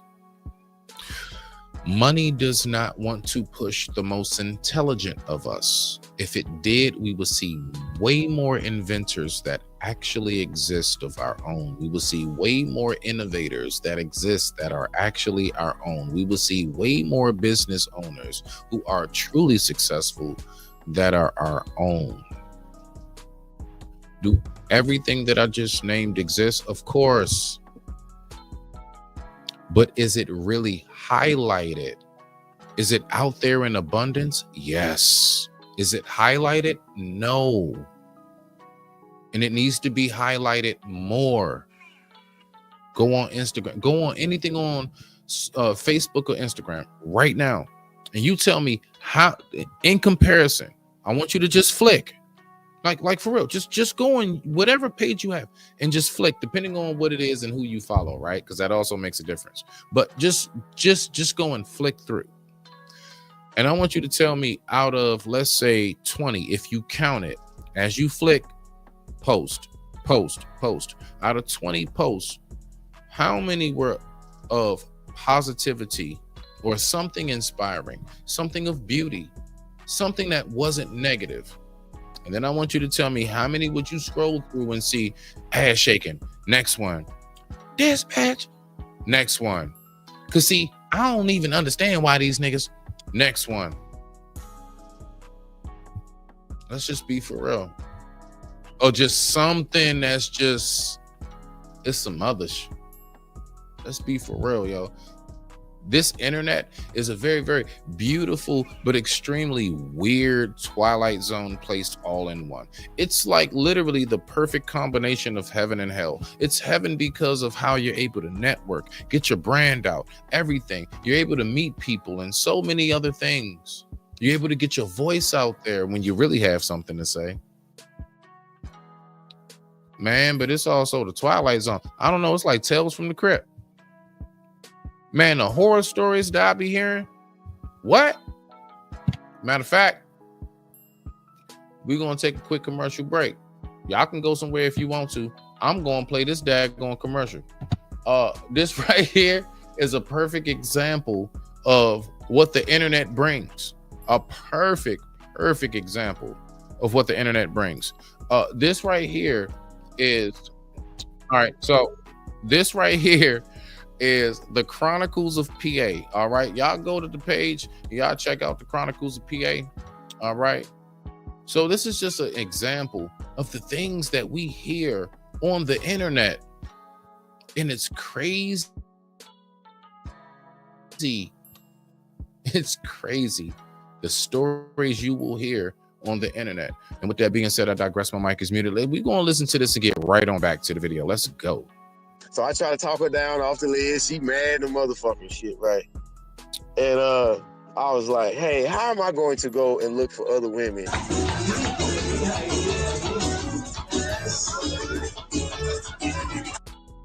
Yeah, that's where I was. And I was looking at her, man. I was looking at she and then she looked at me with that shit face look like, God damn, this nigga right. You know what I mean? So that's suspicious.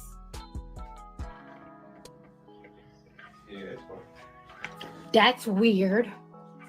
This nigga right, like, yeah, how is he gonna find some more pussy when I know every woman here, you know, and half of them kin to me, you know. And then she put her head down and she was like, oh yeah, whatever, and I'm sorry. Promise these things to you, girl, just believe. A lot of stuff. I'll get to more of that later. Man, and all of a sudden I see a butcher knife on the table. Fuck Martha Stewart! Martha Stewart can kiss my shiny plastic butt! Here I am slaving away over a hot stove. That earlier, when we first got into the crib, now a butcher knife's on the table. And I started like, why is that butcher knife right there? She was like, don't worry about that. That butcher knife been there. I was like, no, it wasn't. It ain't been there. He said no. The lie detector determined that was a lie. Man, so she was like, okay. She's like, you know what? I want you to stay. I'm sorry. Stay and spend the night. And in my head, I was like, ain't no motherfucking way in hell I'm finna spend the night. Oh, hell no. Fast forward. She was like, I said, I'm sorry. I was like, you hit me. I was like, sorry's not good enough. She's like, I said, I'm sorry. Sorry should be good enough. And then I push her on her shoulder, not hard but where to move her. And I was like, yeah, I'm sorry about that. What the fuck? What the fuck is this? I don't know. Answer for that. You know, she was just like, okay. Anyway, I was like, you know what? I'll say, hey, I'm gonna go to a hotel and I'm gonna come back in the morning and we can talk about it in the morning. But you know, right now, you know, you're upset you know, and I just want to just say, go somewhere, you know, you can cool off, and then we can just talk about it in the morning. One night, talk about it in the morning. I was like, I'm gonna go to the hotel right down the street, 5 minutes away, you know. Fuck this shit, I'm out. Fuck this shit, I'm out. No thanks. Don't mind me. I'ma just grab my stuff and leave. Her cousin comes over, or whatever. Now, Oh, nigga. and I forgot what happened with that. It wasn't because I was putting my clothes away. So, you know, at this point, I'm just trying to get my luggage, which is 50 pounds, my backpack. And she get, you know, when she trying to put everything, you know, because I done bought her groceries. I done done a whole lot of stuff. I'll get into more of that later. Baby, you can have whatever you like. Well, she wasn't trying to hear that shit. I'll get my luggage. She's like, you stay.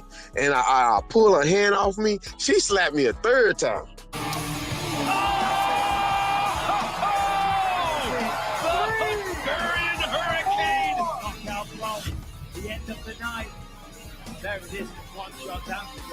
I was like, God damn it. From that, then after that, motherfucker, God damn it, I pushed her ass and slapped and pushed her ass to the wall. Grab my luggage, and she stayed upstairs. Grab my 50-pound luggage. Now, I'm strong as an ox sometimes. I'm trying to get down these goddamn stairs with 50 pounds of luggage. This motherfucker grabbed the bottle and that goddamn butcher knife. And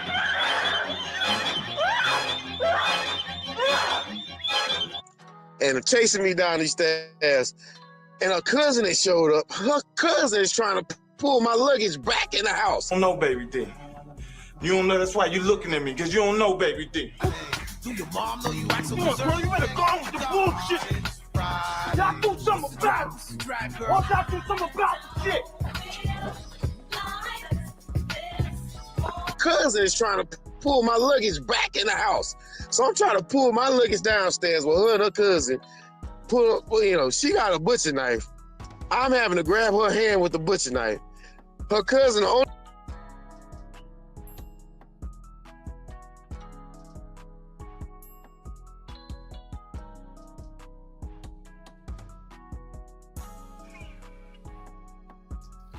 I still have 7 more videos to go. Oh yeah, the next 3, that was volume 3. Okay, volumes 1, 2, and 3 are already on Smitty'sCorner.77.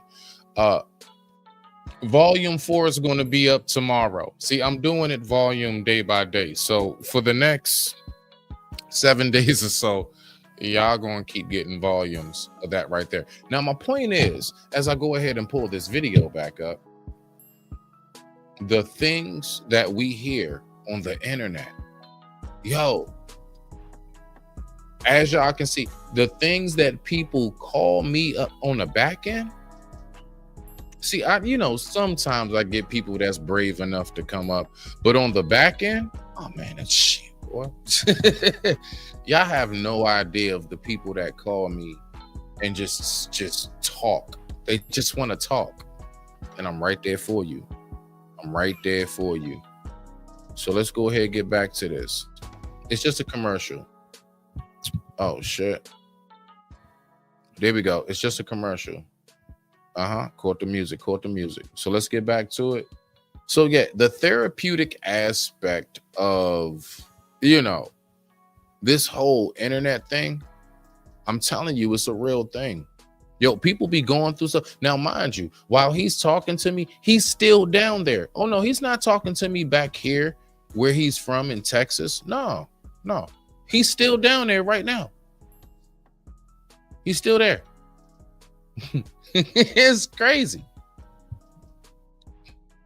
Let's keep on listening. And with that being said, I digress. My mic is muted. The time right now is 9:35 p.m. East Coast Standard Time, and I appreciate all of you for watching. Thank you. Search engine, right? And you can put that in, and it's a bunch of negative shit across the board. And the people who are Look at how Tommy camped her. I'm only laughing because I know the arch rival between them two on the bottom screen right there. I swear on like Venus and Tommy, Man, oh man, you talking about oil and water, boy. Creating the shows are black men mainly. Here's the That's thing, a problem. Here's the thing, Venus. Here's the thing with this, right? So I rarely even talk about black women now. Most of my content now is political content, right? That's most of my content. Conservative political content. He does do a lot of Trump, you know, kind of like news-ish. You know what I'm saying? Like, you know, kind of like how Anton does with the morning show. For those who hip, if you go check him out, Anton Daniels, the morning show. Yeah, he does a lot of, basically he's like, you know, the morning news, like on some like YouTube type like he's like real life news, you know what I'm saying? So I do notice that AM does it, but I would say Anton is more on that like certified professional background, everything level. AM just get up there exactly with the same background and he just do his thing, which also is respected because you have two types of audiences that like to receive that type of information in different formats. Okay, everybody don't want the super proper.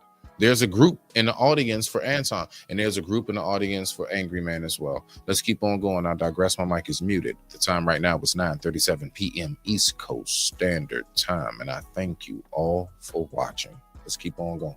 Content. Occasionally I'll go in about Drake and Kendrick, right?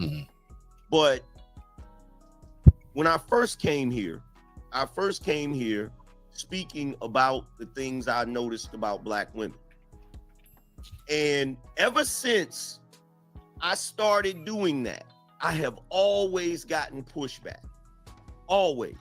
AM, brother to brother. Let me take a sip first.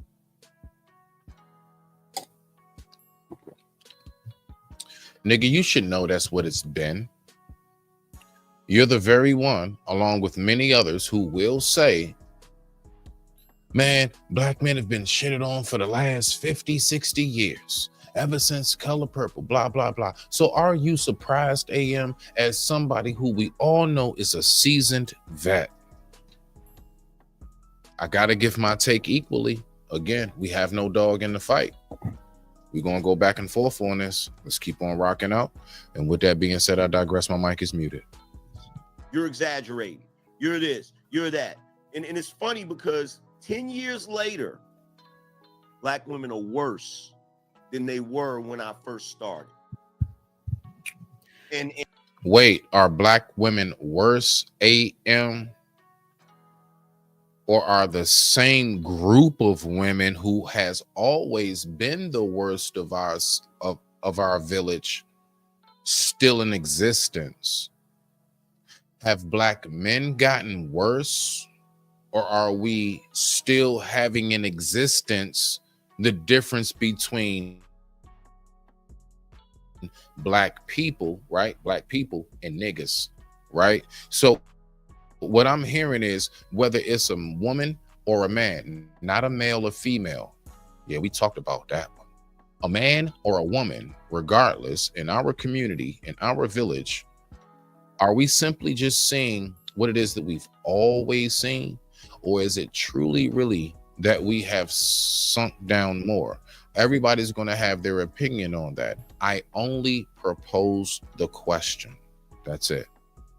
Let's keep on going. And I've been trying to warn, this is the direction shit is going. But when you constantly have people telling you that, yo, why are you talking about this? I'm trying to bring awareness to this. I'm trying to bring some shame back. But when you have a group of people and you can say what you want to say. Do we really need shame, or do we just truly need self, not communal, self-accountability amongst each individual? I know that's real tough because I also believe in pulling your brother's coattail. I come from that. You are to pull your brother and your sister's coattail. So let's keep going. Again, there's a balance in this. Let's rock out. Hey, Venus, but y'all are the one group of people that no one is allowed to critique. No one is allowed to tell you Yo, y'all are bugging out right now. Y'all need to stop doing that.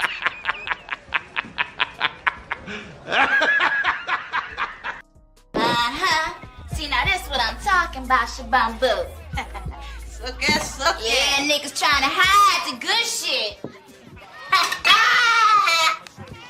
Baby, you want to dance? Yes, I do. But not with you. Harass. XYZ. No one can tell y'all that. It's so bad now that a black woman could walk into a store. We ain't talking about the internet. We talking about real whole life. Black woman could walk into the store, see another black woman she got a problem with, get to fighting, and everybody in the store do this. All right, watch. All right, AM. You my mans. The fact is, the exact same thing would happen with two brothers. The fact is, in the black community, period, we've always had this no snitch policy. So when people do this, as you say, all I'm saying is there's no disagreement. But is there any surprise? Is there anything different? Haven't we always had a don't snitch? Haven't we always had snitches get stitches? So of course somebody's going to turn a face before they get it bloodied up, right? Because they don't want to be looked at as someone who's a witness, right? We have to keep this all the way. See, I listen and I pay attention to these things. And these are only questions that I propose. That is it. It is just for you to think deeper and further into what it is that we're listening to. Nothing more. Let's keep on rocking out. I digress. My mic is muted. The time right now is 9:42 p.m. East Coast Standard Time. Thank you all for watching. Yeah, turn their head and look the other damn way. Nobody else in society can do that. See, I think it's the opposite. Black women are over policed to the point we can't even be at work minding our business, right? And that is one of the biggest problems that I definitely see in our community, most definitely, is the segregation of problems. I'm going to say it again. That is the biggest problem that I see with us getting anywhere. It's the segregation of problems. Like, my brothers will sit up here and try to talk like we go through more than our sisters. My sisters will real deal sit up here and act as if what you go through is more. No, it's just a different type of problem on the same level as us as a village and a community. My sister, I have a daughter. Your problems are my problems. My sister, I have sisters, like blood sisters too. I have a mother. Your problems are my problems. My sister, you got sons. Their problems are my problems. There's no there's no separation in this. Just like how when brother Ice Cube went up, I know everybody knows it's real viral, right? With Lisa Ray and everybody. And he was talking about going to Trump and everything else. And it was this one specific part I know you all know I'm going to, when he said, I want to fix the black community. And what did they say? Well, what about the women? The segregation of, like, what do you mean? My sister, don't you got a dad? You ain't got no, so you don't have a favorite uncle? You know? You don't got that teen son that's like a star athlete or honor roll student? No. I'm just trying to figure this out. Like, why do we try to segregate our problems? That is the hugest, biggest problem that I see with everything that we do and everything that we speak about. I don't give a damn about one side or the other in particular. But I absolutely adore, care about, love, and have full concern and acknowledgement for the collective. And I'm talking about my people. Everybody else care about their own. I care about mine. I care about my brothers. I care about my sisters. I am my brother's keeper. I am my sister's keeper. I am my elder's keeper. I am the youth's keeper. I am the keeper of the community as a shepherd. Let's keep going. You can't even, if you're at work quietly in a corporate setting, you're angry, something's wrong with you, right? You need to wear your hair this way. You need to dress this way. You need to speak that way, right? There are things that culturally Black women like to do in terms of expression, in terms of fashion, right? Wait, let me just finish. And we're not allowed to do any of that if we want to be in certain environments, which is fine. And then we get in those environments and they're still nitpicking all of a bunch of microaggressions and a bunch of bullshit from white people. Then you get on here and the Black man got a problem from your fucking eyelashes to your nails to your tone to the way your breathing patterns. And at the same time, my sisters be having a hard time with a good man and his height. My sisters will talk about a good man and his paycheck.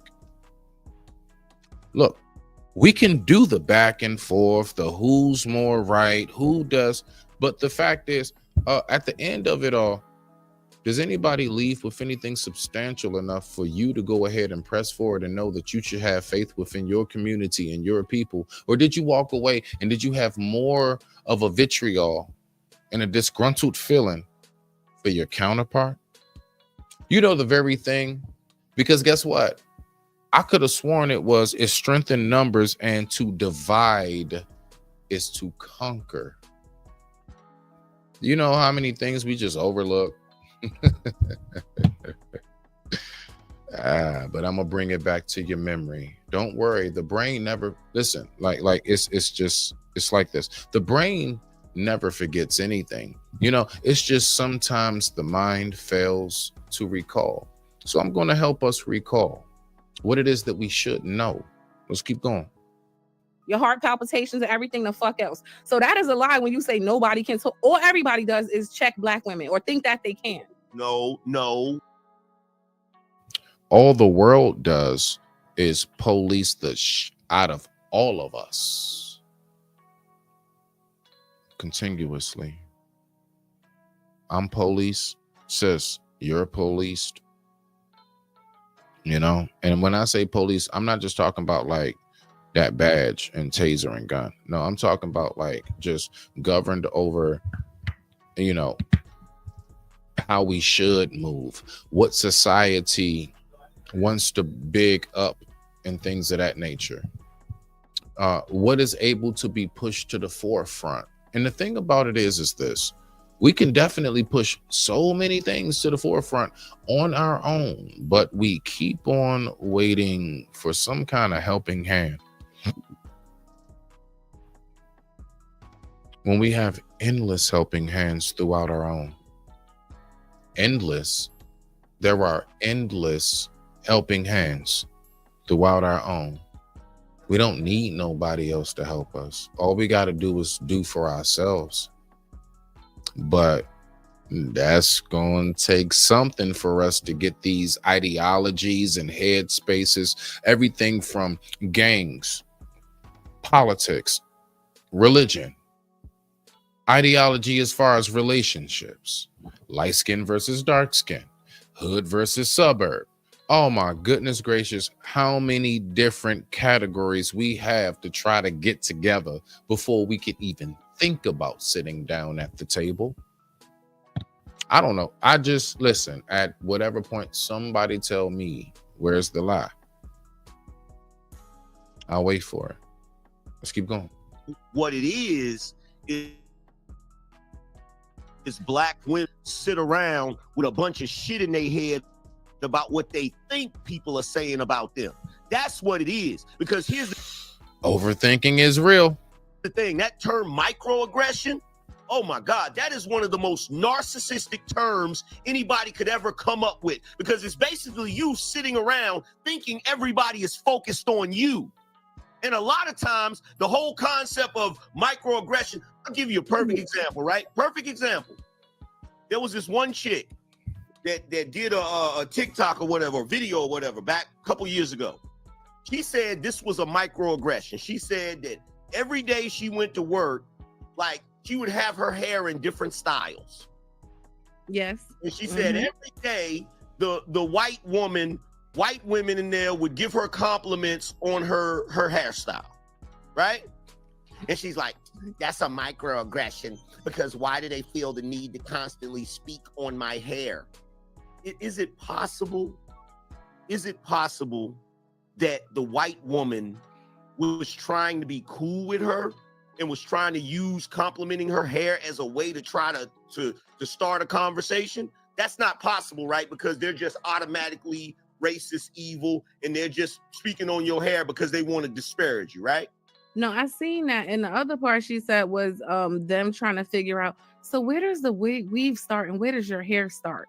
That's when we get into the microaggression. Like, what the fuck are you asking me any of this shit at work for?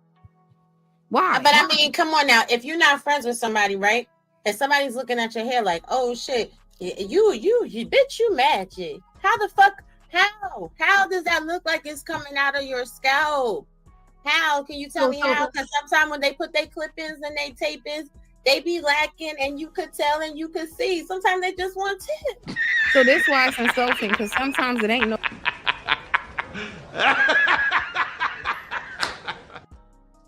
shit in your hair. It's your hair. Okay. But it's even that coming. Now, I speak about this.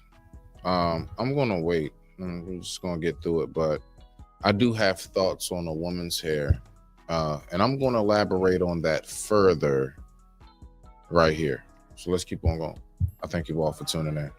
Coming up to me assuming that because I got some link that this shit is weave, right? But why are you talking about my person? Venus. No, this is thing that black women have an issue with. And it's like, even now, it's like, let's not make it okay. We don't appreciate that. I'm not here for you to talk about my physical appearance. I'm here for work. Okay.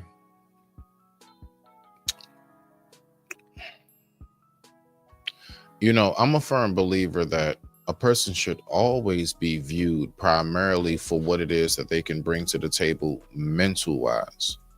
You know, again, just like I said before, like with the coming to the village analogy, like your mind, what it is that you have to offer mentally is such a huge factor. It's such a big deal. And when you're able to have a certain level of intelligence, it definitely brings about a very, very high quality of value to not only yourself, but who it is that you ever come around, right? So that's why I'm always advocating, like, outside of this money shit, outside of this, like how you look, everything else, can you dress fly and fresh and everything else? If you stripped all of that from you right now, what can you do? If I let you into the gates of this village, what true value do you offer? And that's something for you to think about. Now let's keep on going. And when you're one of the only black people there, and you notice nobody else is talking about anybody's physical appearance, but only me. The same group of people that was mad that you weren't the standard of beauty. Wait. And now that people are acknowledging your beauty, that's a problem too. That's insulting.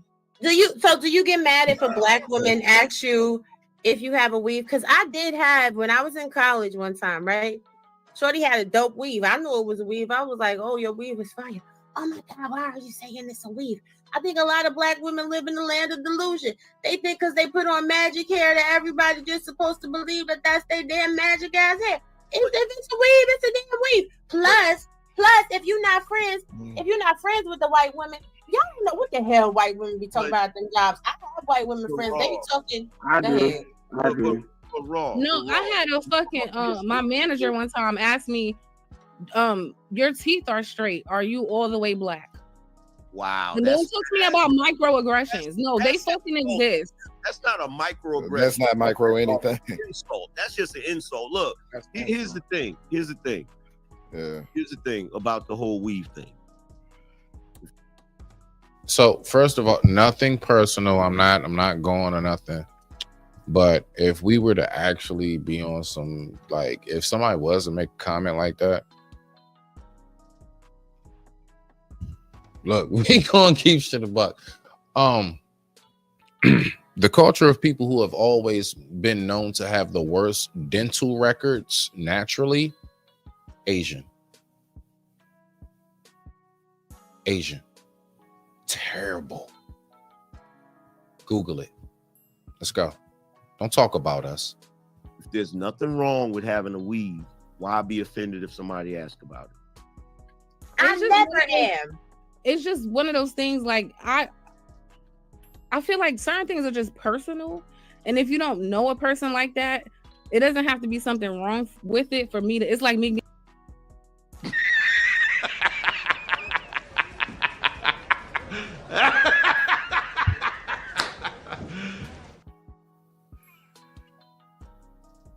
How's a weave that you wear in public personal? And we're going to leave it right there. Being like, how much do you make? Right. And I don't know. That's not my certain things. You don't ask people you don't know. Let me ask a question. You don't walk around with your check on your forehead. Your hair is displayed for everybody to see, so it's not private. It's not private. Everybody sees your hair. Everybody. It's so just like it's okay to be like, are your breasts real? Are your like where do we draw the line with? Because that's breasts. That's entirely different. Come on, Venus. That's entirely different. You know that. Can I cut off your breasts and put on? Can I say one thing? Just like real. Are you serious right now, bro? Real briefly. All right. So let's just say from like a organic sense, what I've noticed, and I'm just going to go by what it is that I've learned about my sister's hair. You know, we want to give you your queen's crown. The problem is you keep on trying to cover it. Boom, right there. Let me dive deeper into that. Now that's some real shit. You know, even back in biblical senses, if you want to say historically, whatever, you know, women always covered their hair because it was always considered something so precious. So the point that I'm making in that more than anything is, look, for the longest time, before it was the BBL, that was your biggest attribute. You know what it was? Your hair. Once upon a time, a woman's hair was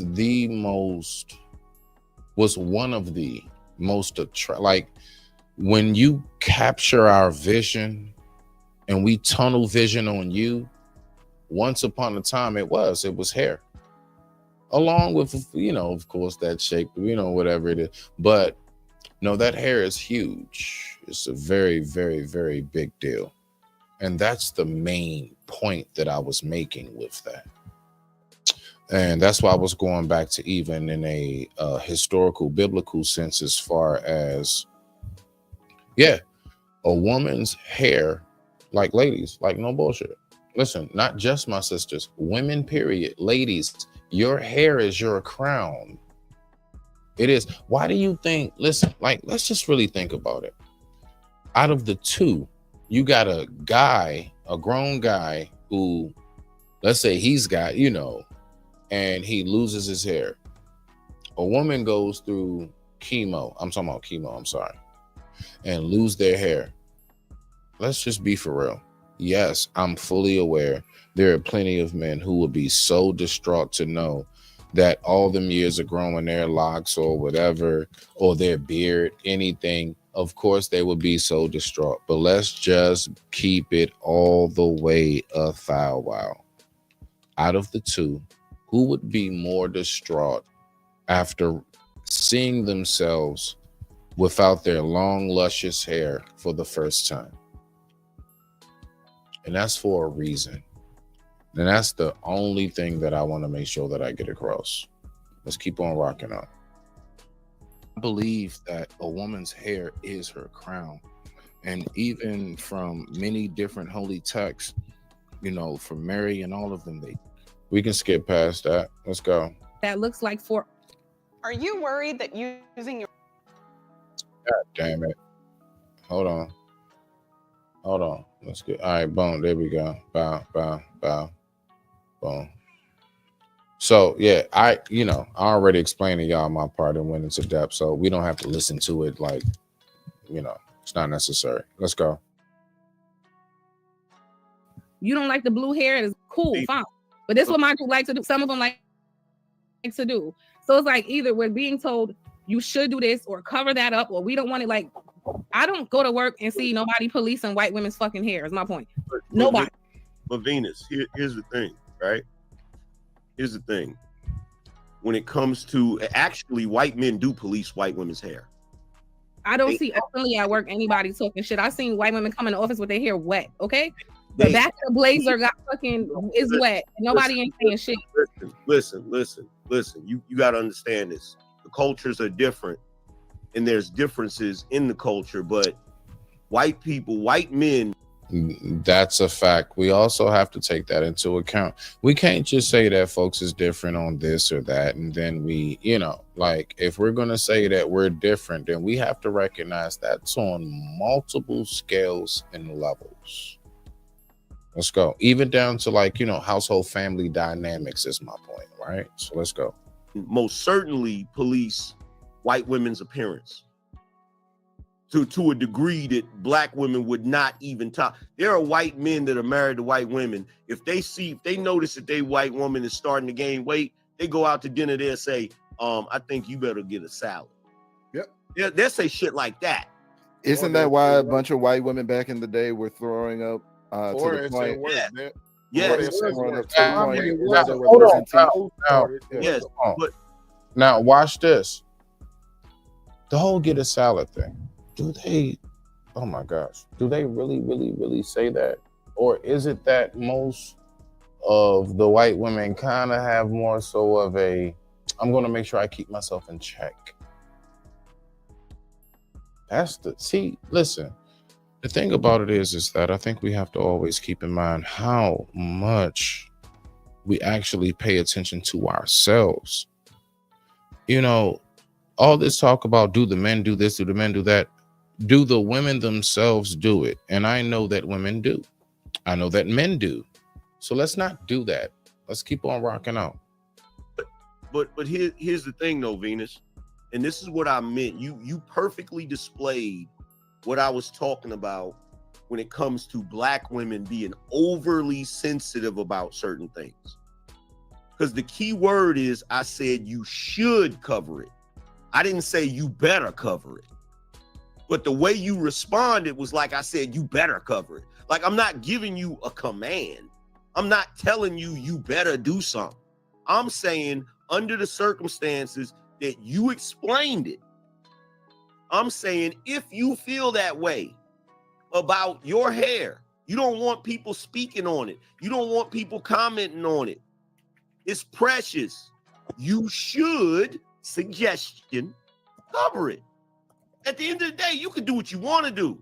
My thing is, how you gonna have yourself in a situation? It's almost like black women like to put themselves in a situation so that they have something to complain about. I have seen overall us as black people love to have some to complain about. I have seen overall us as black people just love a good old, them feel good rallies. And then when it's actually time to put work in, for some strange reason, everybody has something in the oven. Everybody has to pick up their kids when it's time to actually put the work in. But we love to sit around and talk about what we're going to do. I need for somebody to tell me where's the lie. Let's keep going. No, it's almost like this is how I like to exist. I think I look nice today. This is how I want to come to work. I don't want 5 different bitches coming to ask me dumbass questions about my hair. I just want to do my work. Yeah, y'all have this thing, like, and everybody outside of it sees it. Now, I'm pretty sure every brother up here sees it. There's this like underlying war that has been going on between black women and white women. Like it's not a war. It's not a war. It's really not a war. Like it's other. I don't have an issue with them, honestly. Other than that, like I did the personal, like overstepping boundaries is because I'm not, and that's even a black woman to nobody. I'm not coming to work saying anything about anything to do with what you got going on. Like it just, unless it's a compliment, and I know what a compliment is. It's not invasive. It's very, hey, you look nice today, and I walk the fuck away. Like that's a compliment. All these other things people be saying, and y'all trying to like, nah, it's really because we know what a compliment is, and we know what an insult, and we know what a slight is. But here's the thing. Here's the thing, though.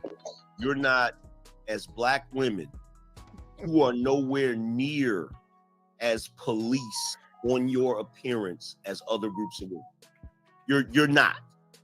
So to say that is ridiculous. You're just not. Like, white women are not allowed to get overweight, or they're going to be ostracized. Their dating options diminish. Like their dating options hit the floor.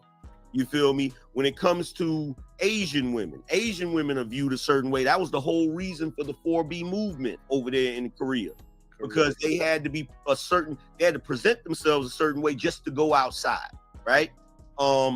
The same thing with the Middle East. You see what go on in the Middle East. It ain't no suggestion to cover your hair. It's a demand. Like y'all are the one group of. That is a big fact. Now I'm saying that as far as the overall freedoms that we have here, that we definitely take for granted. From being able to just speak, like, there are countries, I can't be up here on this panel right now saying what I'm saying. There are certain countries you can't say nothing about the leaders. Nothing. You can't speak about the president or nothing how you do here. There are places you can't dress how you do here. There are places you can't eat the variety of foods that you eat here. Majority of the world has limitations. Listen, once upon a time, right? Now, this isn't no necessarily glorification, but it is something that I'm definitely thankful for, because I could have been born anywhere in the world. But I was born right here in the family that I was born into, in the body that I was born into, and I'm so thankful for that. I'm saying that to say that it's a lot of things that we take for granted.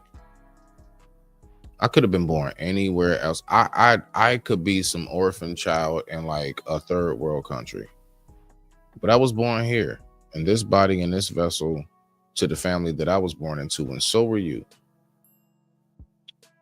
And even if you do come from somewhere else, the fact is that we are in a place where there's endless possibility.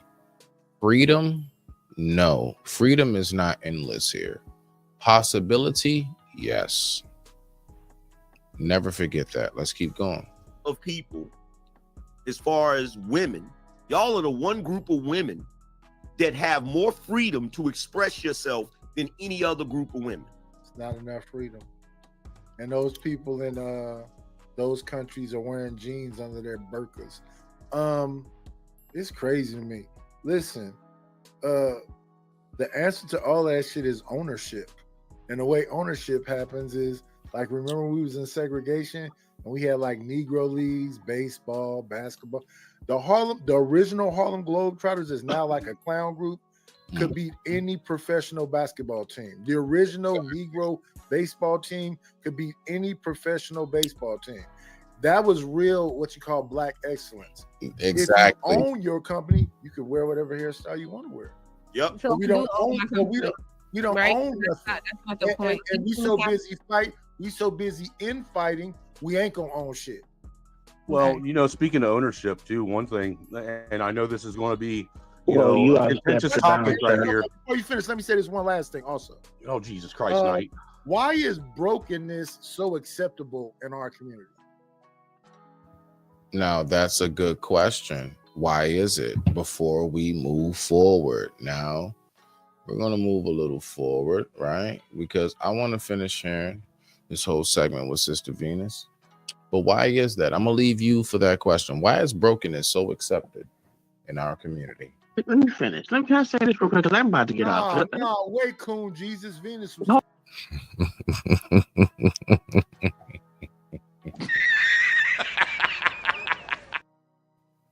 Hold on, because Coon Jesus is about to leave. I just want to say that. This is the problem with Hold on, this. wait, time out. You said that F word earlier with my super chat. I'm gonna get it, man. Shut your ass. Scramble like an egg before you get folded like an omelet, nigga.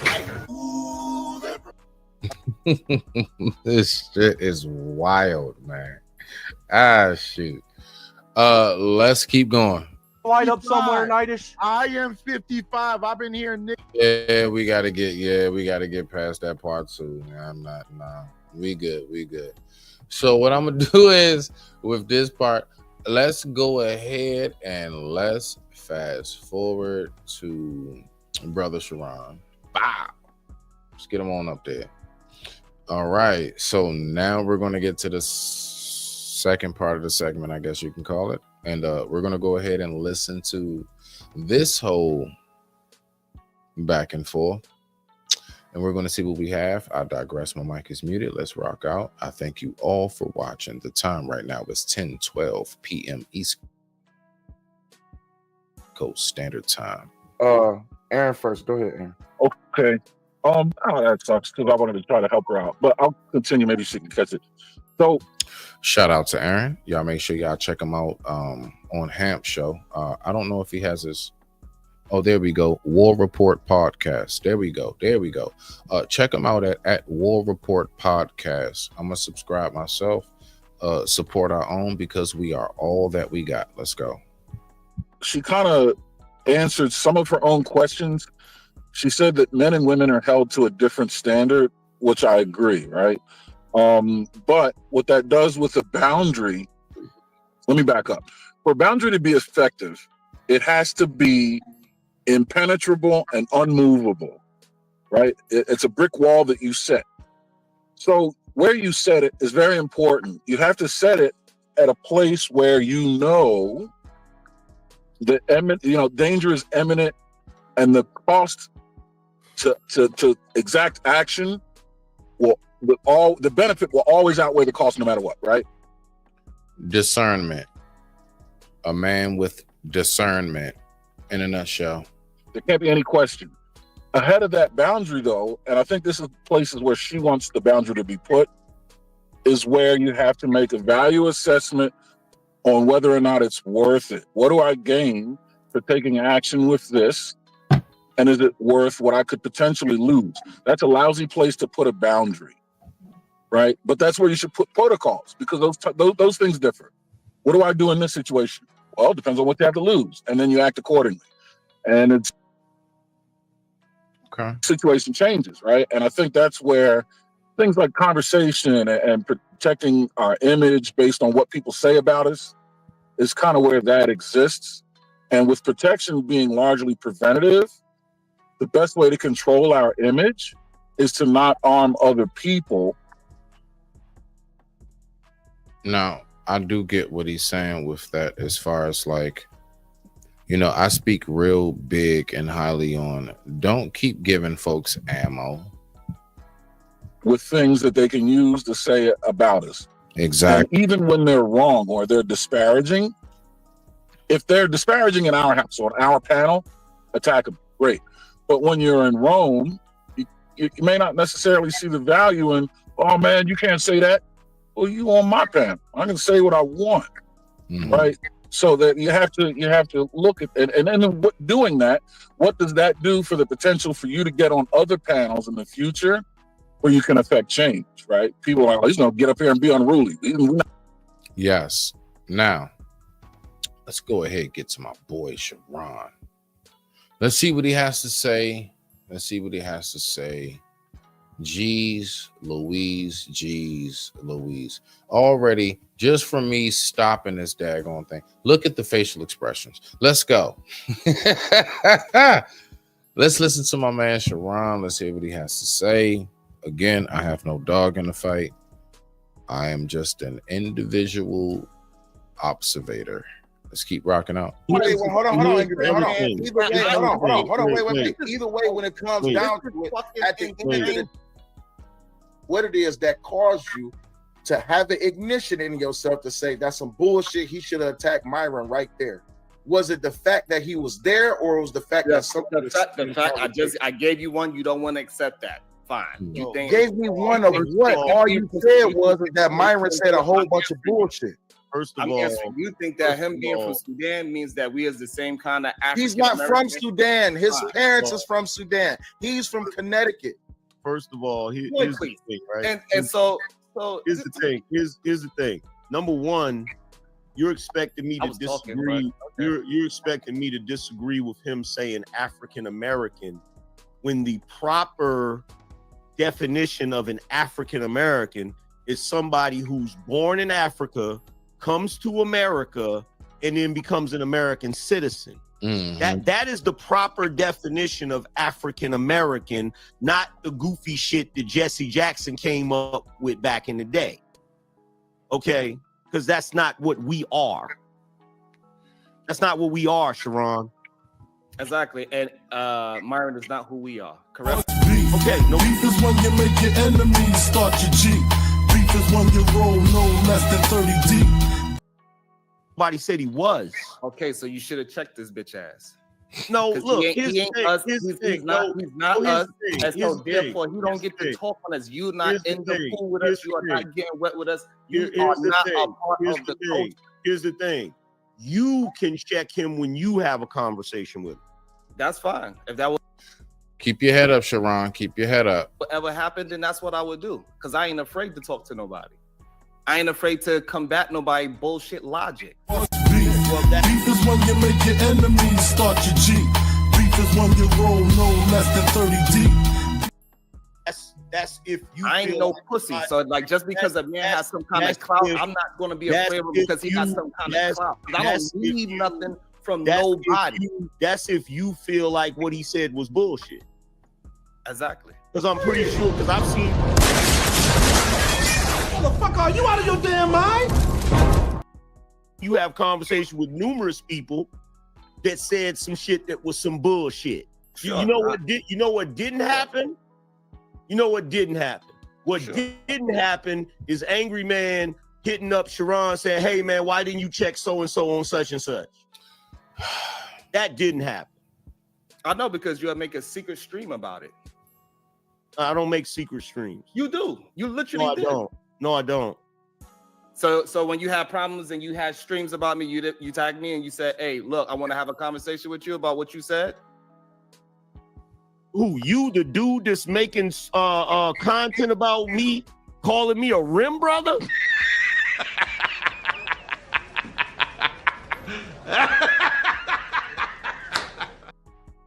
I asked you a question. Are you really virtue signaling right now? I'm asking you a question. There we go. You can't even answer a fucking question. This is definitely clout chasing, bro.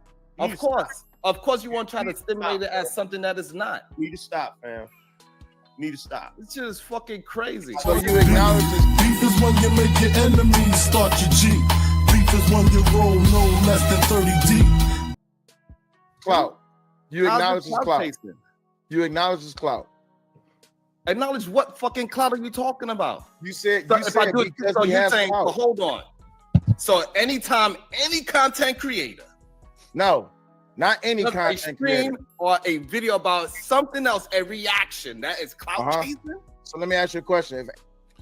No, Sharon. Not any reaction is clout chasing. How the reaction is produced can be considered clout chasing, depending on how you go about it. Like, for example, I'm reviewing this video. This video is not for clout. This video is just a review. Now, if I was to be chasing clout, I'll be talking real big, crazy stuff about folks. You see, it's a difference, Sharon. It's when you see a lot of people look at clout chasing when you say outrageous things, most of it either being a half truth or not true at all. and you run with it. That's all. I'm just telling you what I see, that I observe. So let's keep on rocking out.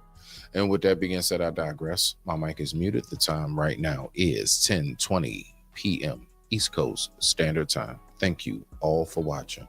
Aaron was at that table. He had that conversation with Myron. Would you fire up a live stream and say, put Aaron's name in the title? Would you fire up a live stream and do that? Say what? If Aaron, the guy sitting, Aaron, right here, if Aaron was at that table with Myron, would you put Aaron's name on that live stream and create a thumbnail and say that Aaron ain't shit for not attacking Myron? Yes. Okay, so with that being said, it's not a clout chase, but you acknowledge the fact that he has a clout. Talking about Angry Man for a second, right? Just work with me for a second. So with that being said, my thing is this. If there's not a legitimate problem with Angry Man, then what's your problem? Anybody's problem. Nothing. Well, let's listen to Sharon. Okay, so maybe I'm not understood, or maybe you can't fucking hear. It's your mofo butter laying me to the bone, jacking me up. Tight me. I'm sorry, I don't understand. Cuddy say can't hang. Oh, stewardess, I speak jive. Oh, good. He said that he's in great pain and he wants to know if you can help him. All right, would you tell him to just relax and I'll be back as soon as I can with some medicine. Just hang loose, blood. She's gonna catch up on the rebound on the med side. What it is, Big Mama? My mama didn't raise no dummies. I duck a rap. Cut me some slack, Jack. Say Cuddy ain't say be doing everything. Chump don't want to help. Chump don't get the help. Say can't hang. Say 7-Up. Jive ass dude don't got no brains anyhow. I can hear very fucking well, my nigga. But I was very clear about my position on him not dealing with the logic that he was hearing. For him, for Myron saying that niggas is stupid. For him niggas is stupid. What do you mean? Hey, it's niggas not stupid. If that's how you feel about the black community, then fine. That's how you feel. But that is dumb. But no, see, that's what. See now, I appreciate. Sharon, the things that I've heard you say about those who are considered to be in the black community is out of this world. It's out of this world. The shit that I've heard you say, Sharon. You know, but everybody knows that I don't have no dog in the fight. Like, I really don't. But, you know, I am one of those who, when it comes to certain values of life, well, I'm going to always make sure I show face. Because I do stand for something. I just do. I just do. And I can give two shits about whoever likes me or don't likes me because of it. Because I serve a purpose much, much greater than myself. Let's keep rocking out. I digress. My mic is muted. Let's go. Respect to you all. The time right now is 10:24 p.m. East Coast Standard Time. Go ahead. Sharon. No, Chris, let him finish. Go ahead.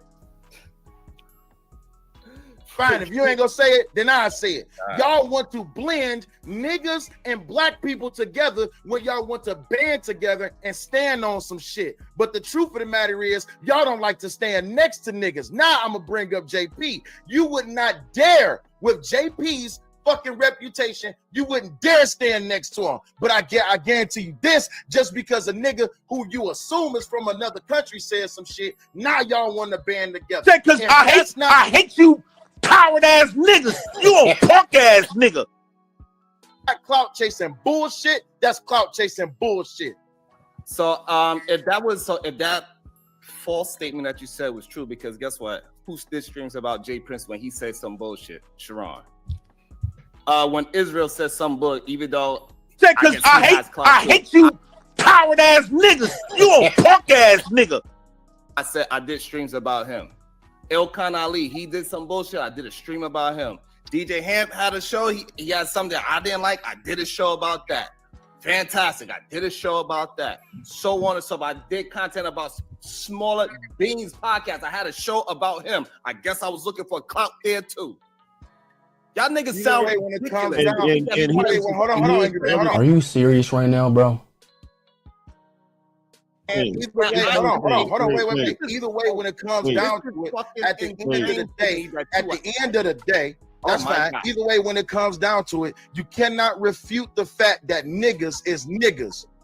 And when you talk about how it is that we produce the image of what niggas is supposedly supposed to be, and people call out the niggadry, then you can't sit back and say, well, again, going back to the shitting on the porch analogy, can't get mad at people for calling out the shit that they fucking see and smell. Beef is when you make your enemies start your G. Beef is when you roll no less than 30 deep. Beef is when I see you, guaranteed to be your ICU. So here's the thing. So if you want to be scary to have a conversation and just let people say anything. So when JP said something about niggas ain't doing, I'm going to talk about that too.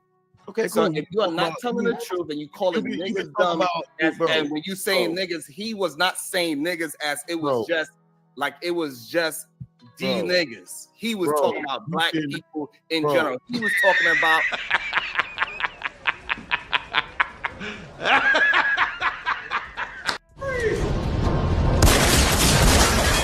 Motherfucker, are you out of your damn mind? The culture, they was talking about black culture when he was referencing stupid niggas. That's what he was talking about. Sharon, listen. There are multiple views, first of all, on everything that you speak of. Now, let's just go ahead and get to it on that aspect in what you say. No, that is what you received as what it is. Now, what is it truly in its entirety? Not what you're talking about. And that's just it's just, man, this is just, more than anything, I'm just really going to sit back. Yeah, shit, man. I'm going to tap in here and there, but for real, I'm just letting this bad boy play because I want this to be replayed. Let's go. Because he started to show up talking to the angry man about white people coming up to him and saying how stupid black people are, and they was afraid to come out and say things about black folks because they would get hell no canceled. Is what this show was framing out to be. That's what he was talking about. So when he said niggas, he was Jesus Christ. I don't understand why I didn't repeat my show. I'm trying to build up my because this nigga, you're trying to create content. What you're trying to do, you're not trying to have beef is when you make your enemies start your G. Beef is when you roll no less than 30 deep. Beef is when I see you, guaranteed to be your ICU. Conversation, you're trying to create content. I get it. Content strategy. I get it. But hey, listen, I tell you like this. Will, you want me to leave? Because he said you gotta leave, bro. You don't have to leave. Are you serious right now, bro? Don't leave. We're having the conversation. It's an uncomfortable conversation. Ain't nobody leaving. We're gonna mind this shit the fuck out. What angry man is saying that wasn't the point of the show. If that's the case, okay, fine. Hold on, angry man, don't say nothing just yet. Go ahead, Sharon. Say something if that's okay. Look at Queen Shine. Man, Nighty, shut the hell up. Nighty, shut up. So anyway, go ahead, Sharon.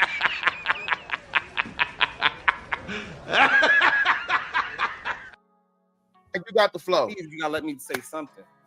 You can't keep allowing this man to say that I'm clout chasing and I'm trying to do some shit for content. You get out there. Shut the fuck up.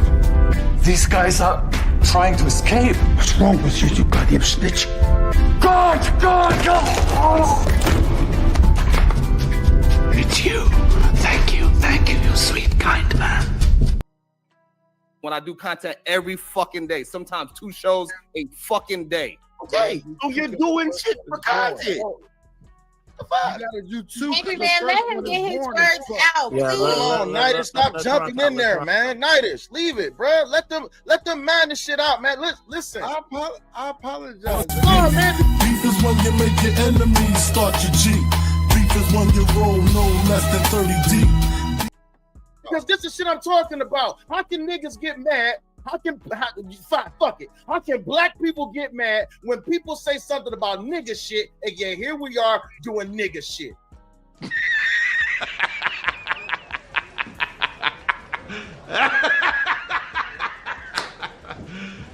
You serious? I apologize. Let that. Thank you. I appreciate your apology. Sharon, finish your thought. And nobody's going to interrupt you. Think. It's your mofo butter laying me to the bone, jacking me up. The fact that this man is trying to act like I came here to clout chase him or build content like I need him for content or I need this stream for content when we are all been doing content for a pretty good while on our own, building shit almost every single day, each one of us. Sharon, that is very, very true. But what I personally notice is that a number of people in these spaces, yourself being one of the main ones on the forefront, sir, majority of, you know, what you got going on is primarily beef is when you make your enemies start your Jeep. And so it's like, you know, let's remember, Sharon, it was the solution-based show. See, we do remember, and it's not a go-on. Again, I don't have no dog in the fight. But I will always speak objectively. It was once the solution-based show or something. Like, solution-based. And now it's the wildest wake-up. This has been mentioned before me. It's a reason why you yourself even accept the position in which your direction has gone in as far as your show and everything else. There's nothing solution about it. The fact is that your show, which, listen, it is. Now watch this on a business tip. Smart. It's very lucrative, very much so, to have a space where people can just come up and everybody, for the most part, can say what they want. Although everybody can't necessarily, but you know what I mean. So I get it. Like, believe me, I see through all of this. Like, I see through it. I get it. You know, it's like, F it. Like, you recognize there's a lot of people that got a lot of gripes and pains and whatever it is in life. And you know what you said? I'm going to set up a platform for y'all to come up and talk your bullshit. I'm not mad at you for what you do. I'm just making it clear that I recognize what you do, but I could care less. I got my own thing going on. Let's go. To say that we need each other is insane and asinine. We cannot allow bullshit logic like that to be said towards one another when we've been doing this shit every fucking day, sometimes 2 shows a day. It's your mofo butter laying me to the bone, jacking me up. Tight me. I'm sorry, I don't understand. Cuddy say can't hang. Oh, stewardess, I speak. When we all do shit about each other, have conversations about each other. When this man let another man from outside of the culture talking about white people, I gotta speak up for the white man. He's being a fucking living white man avatar. And Are you serious right now, bro?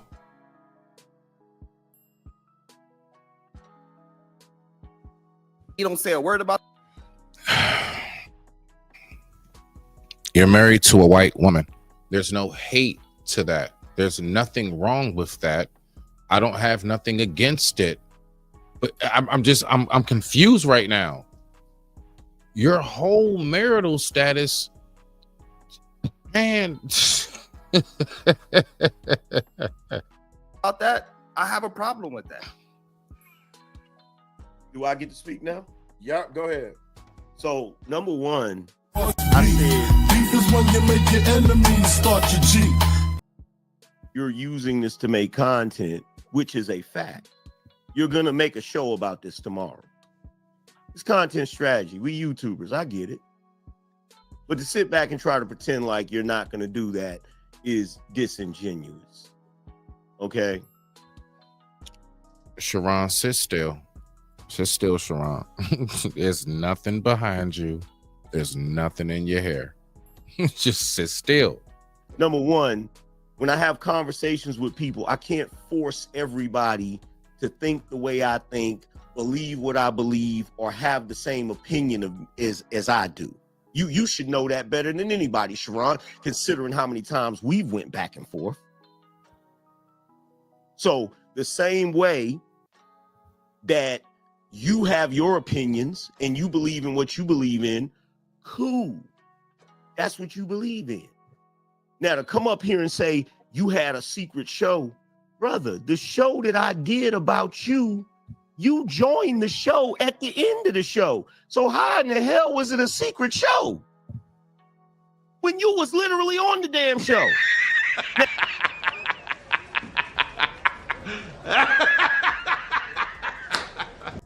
My mic is muted. Now, did I take it down from YouTube? Yes, I did. It's still on Rumble, but I took it down from YouTube. Why? Why did I take it down from YouTube? Because even though we had a back and forth, I don't hate you, Sharon. I don't dislike you. We had.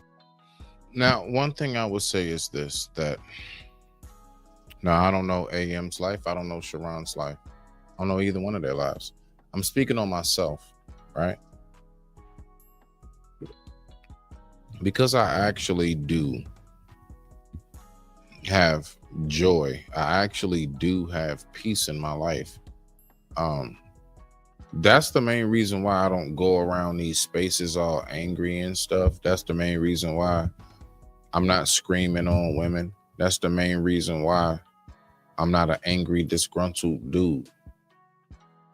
And so the point that I make in the contrast with that is to what AM is saying is, like, if you have a decent enough lifestyle in your existence, you usually don't be tripping off other people. Generally, we're not upset.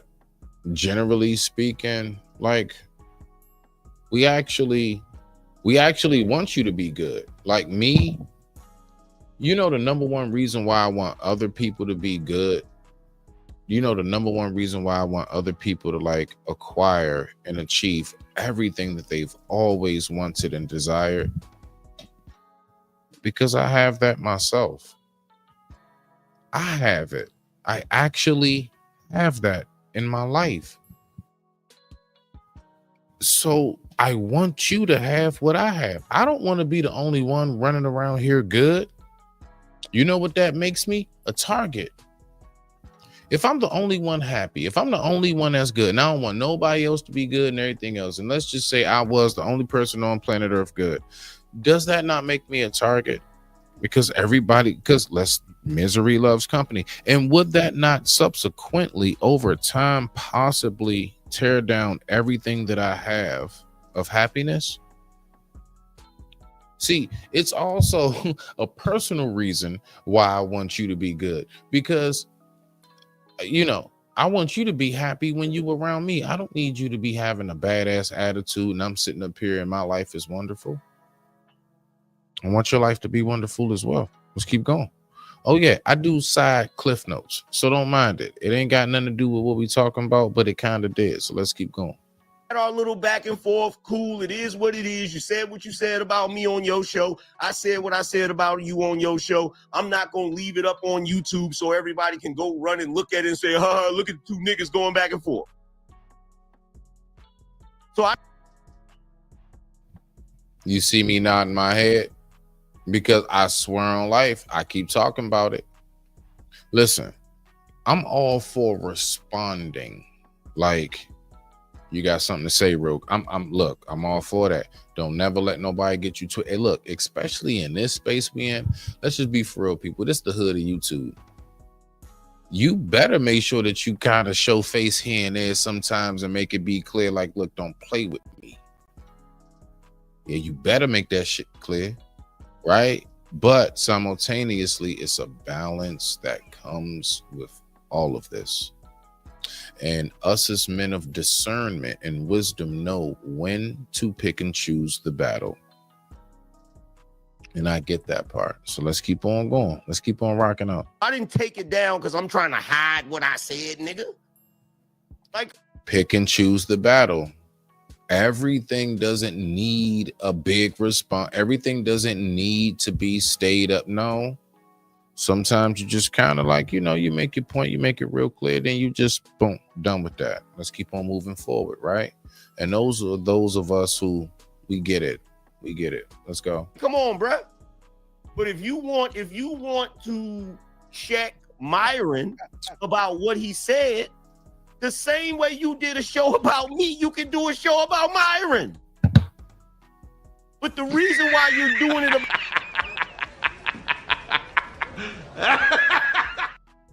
about me is because you got access to me. You don't have access to Myron. Beef is when you make your enemies start your G. Beef is when you roll no less than 30 deep.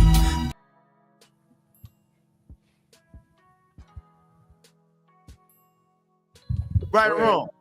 Wrong. So I did a show about Myron. Actually, the whole show I did before I did today's show, because clearly you're talking about today's show. I didn't see today's show or yesterday's show. So that's the only show. That's the only show I did about you was the one. Regardless, the show I was strictly talking about Myron, and a whole bunch of tethers came to my show to talk. I mean, even down to the terms, I bet tether. Okay, cool beans. But when I hear terms like that, I don't know. To me, it's kind of like a Some mofo butter laying me to the bone, jacking me up. Talk about it. And then we started talking about reparations, which you don't talk about. So again, I understand you think people.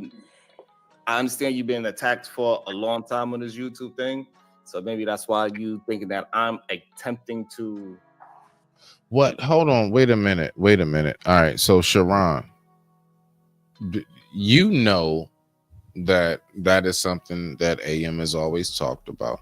My whole point of saying that is, like, all of us have heard him say that. I've heard AM say he's been attacked millions of times over. The point is, what exactly is the middle ground? And you know, I asked a question to these two. We're going to get to that question.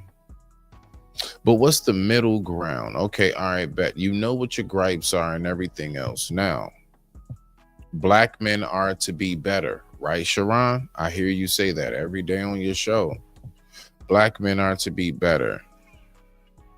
Whether you agree with that black man's ideology, thought process, or headspace or not, do you still encourage that black man to be better?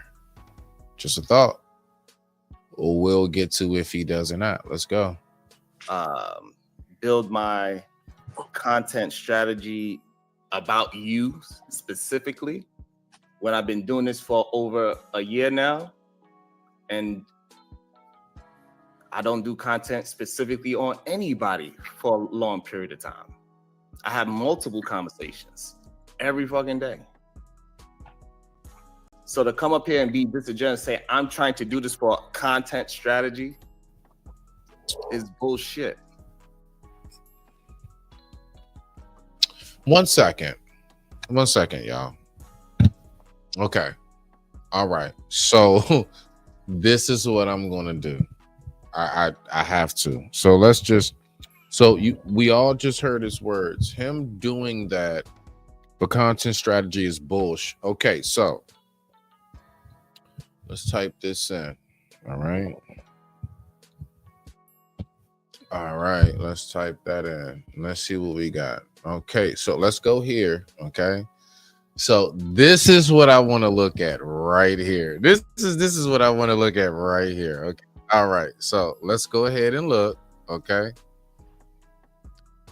All right, so he says he's not using it for content strategy.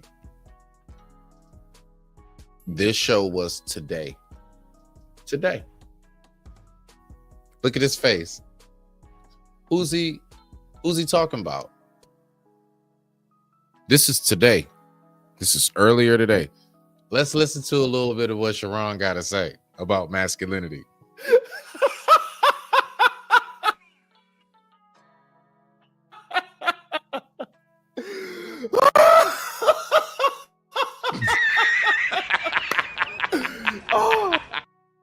I'm sorry, it's contagious. It is. It's contagious. Let's go. Go ahead, Sharon. What you got to say? Hey, this is great. He's all dressed up in his Angry Bird uniform. I mean, the Angry Man uniform in all red. What? What happened? All your audience said is that, hey, man, they need to give him the credit since, you know, Kevin Samuels is the Godfather. What happened, sir? Why did that perturb you?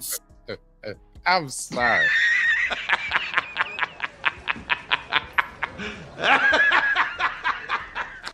This shit, oh boy. Much. Let me make sure we heard it correctly. Now we see who's the real hater and how long he's been hating for. Now, I want to make sure I reference this. This was when Kevin was still alive. So, it's that Brooklyn water. The fuck is you smoking over there? Cigars. Why the fuck you the goddamn God? Father, and the nigga ain't even fucking came up with no content in this fucking space. What? What? That nigga's the godfather of Chelsea boots, purses, and lace panties, nigga. Don't come. All right, so let's keep that face in mind. All right. So again, that was today. So let's go on back to the video. This is hilarious. Man, the things that you notice, the things that you... All right, so we got a commercial on that real quick. So we're going to take a quick commercial break. This commercial break is definitely brought to you by none other than yours truly. Let's go ahead and get to it. These messages, we'll be right back. Hold my ground, never run, understand to overcome. Golden child, God sent me, I'm the chosen one. Understand lone stars, focus like an artist on. Concrete when I write, damn right the hardest one. When I bleed, lava leaks, cause I'm hotter than the sun. Trying to stack a whole loaf, cause I'm tired of eating crumbs. Can't speak peace around me, you better watch your tongue. Yeah, I'm cool, but I wreck, beat you like a set of drums. Kirking out, busting off, kinda like a loaded gun. Rhymes like morphine, cause I be the dopest one. And I'm keeping it real. CPG's what I rep, but I'm keeping it real. All you perpetrating, hating niggas head for the hills. I got some DC gorillas that'll eat your grill. During this time of Babylon, the beef is real. Understand that the beef is real. Yeah. But it is content strategy. It is not content because I was tagged in. I was tagged in this. I wouldn't even came up to it. I didn't know to be tagged in. If I do a show, if I didn't, because I hate you, coward ass niggas. You a punk ass nigga. Look, Teron, if you get caught up in some sort of drama, and everybody starts doing shows about you, right? That's content strategy. Sharon, I'm gonna need you to keep your head up. Keep your head up, Sharon. You're gonna keep swinging in there. But Sharon, I need you to keep your head up. Let's go. I'm not saying you're doing a show about me or you're clout chasing me because I got 700 some thousand subs and I'm the angry man. I'm saying you're doing that because right now everybody... Beef is when you make your enemies start your G. Beef is when you roll no less than 30 deep. Beef is when I see you. Guaranteed to be your ICU. Everybody's talking about something I did or allegedly did. It's content strategy. You're sitting here acting like I'm trying to freaking disparage you right now. I'm just calling out what you're doing. It's content strategy. Everybody up here does it, including me. Exactly. Right now, I asked yesterday, I typed in the back chat, may I review this? I asked Raw and Cell, may I review this? They said, go for it. You know what I'm saying? They gave me the green light. Why? Because I did want to use this for content strategy. I would be a bold-faced lie if I was to say this isn't myself for some form of content strategy.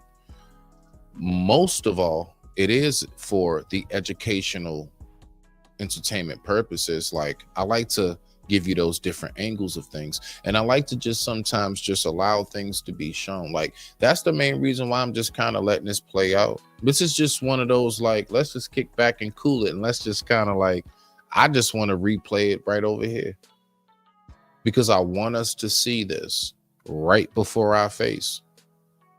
There ain't too much I have to say. AM definitely spoke very, very well for himself, as he always does for himself, right? He's a grown ass man. Cell, everybody else, everybody up here spoke definitely wonderful for themselves, except Nightish. Nightish was just on one. I might let a teeny bit of that play just for entertainment purposes, because again, we're gonna be educated, but we also gonna be entertained. So we're gonna have some fun with this tonight. Let's rock out. And I thank you all for tuning in. The time right now is 10:52 p.m. East Coast Standard Time. Thank you all for watching. Let's go. Yeah, the way how you framed it, that's not you saying that now. I'm glad you cleaned it up now, but when I first came up, that's not how it was presented at all. That's not how you took it. And so, like, the fact that I did shows about you way before any of this so-called clout strategy. Why Beef is when you make your enemies start your G. It is disingenuous to say that now I'm trying to make some strategy. It was clout then too. Sil, can I ask you a question right quick, brother? And so, like, while I'm talking, it's crazy. Yeah, when he finished. Let Sharon finish this goddamn dark. Yes, when he finished. When he finished. Here he come. Brooklyn in this bitch. That Sharon. He's drinking his water right now. What's your question? And woosah. Woosah, Sharon. Drink some water and woosah. Okay, when she's finished, I'll talk. Raw's done talking. Go ahead, Nightish. No, I'm talking about Sharim. Stop being disparaging, man. What's your question? Okay, so Will, did that man not say if the show is about him, put his name in the yes, he did. Okay, so she said put her name in the fucking description so she could be highlighted, and now that bitch is up here talking about I didn't want to go because I hate you coward ass niggas. You isn't that a lie? The truth of the matter is, I brought up Sharon. Beef is when you make your enemies start your G. Beef is when you roll no less than 30 deep. Premise that he was talking about. He said if the show is about me, tag me in it, and I tag him in it. Okay. So there it don't need to be nothing outside of that. The truth of the matter is this, and you know what? A lot of people may be afraid to say it, but I don't give a fuck. I'll be the first nigga to say it if I have to. Did I tag you? Make your enemies start your G. Angry Man in this? Yes. Did I tag Myron in this? Yes. Did I put it in the motherfucking hashtag? Yes. Ask me why. No. Why did no? Ask me why.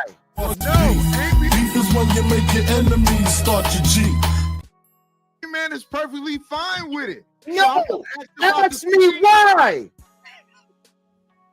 Somebody fucking open their mouth and ask me why. Let's blow. You get out there. Shut the fuck up. These guys are trying to escape. What's wrong with you, you goddamn snitch? God! It's you. Thank you, you sweet, kind man. My mic is muted. Why? Because of the fucking algorithm. It's all a goddamn no. It's all a goddamn rat race. Let's fucking be honest. I'm sick. Fuck it. For every last one of you, no.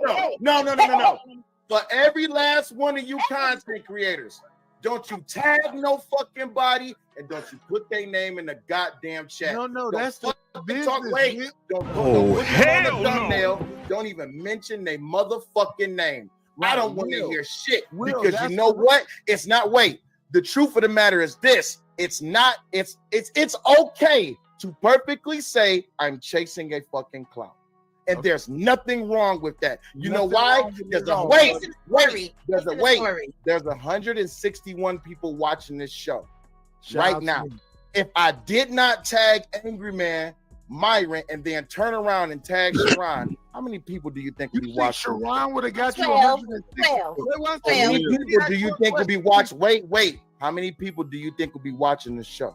Probably the same number as me or less. Okay. No. He asked the question. I want to ask him because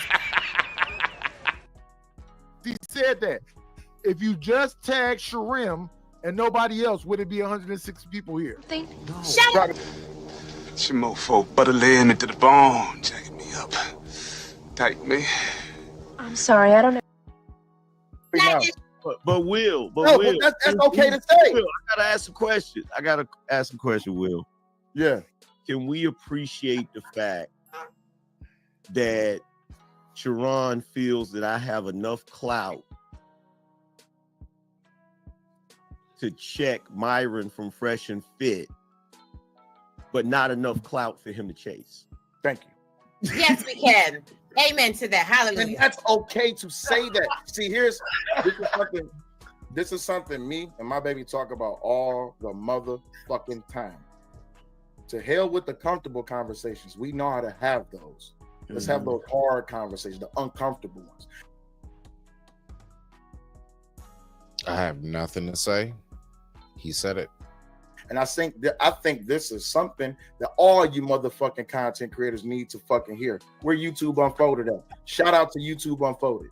Tagging is what CCs do. You know why? Because you want the fucking people who you tag to see it. You're hoping that they'll see it. And that is a fact.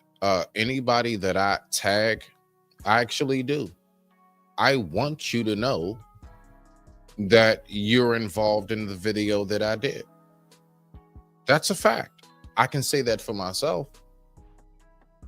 Clout-wise or nothing, just, because I'm one of them. With me, it's more so like of a street code. It's like, whether it's good or bad, I don't never want to say nothing in regards of somebody, and I don't make sure that they know that I said it. I want to make sure that you know I said it. That's all. It's just a street value that I hold to this very day in real life. Let's keep going. I digress. My mic is muted. I appreciate everybody for watching.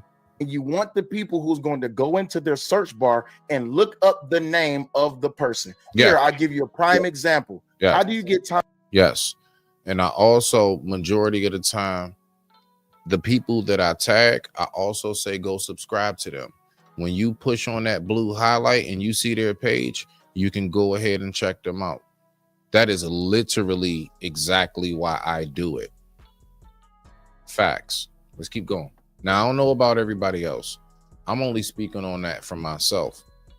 So, like I say before, if you're not tagged in it, it ain't about you. Not at all. Tommy Sotomayor to show up to your show. Tag him. Tag.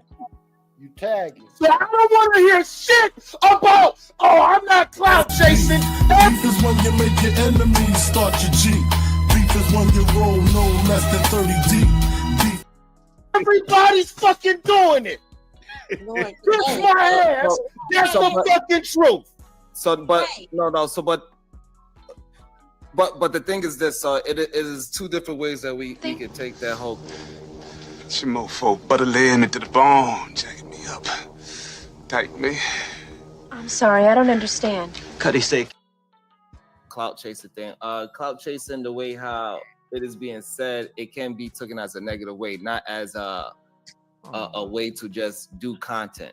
It's two different ways, right? So the way how it was being presented the first time was not in the way of, oh, this is just how what content creators do. It was more like, oh, nigga, you got to say my name or you won't be where you at type shit. But Oh, that's you what got to be I would've chasing, said you got to that. chase me. So we understand when people are saying clout chasing, it's an insult. And we're not going to act all of a sudden like we are not understanding that when somebody call you a clout chaser, that all of a sudden today, that it means something good. It's not an insult, it's just a fact. Okay, here's the Go thing. ahead. This nigga's dumb. Here's the thing. I don't. You I dumb don't- bitch. Here's the thing. I don't mince words, Sharon.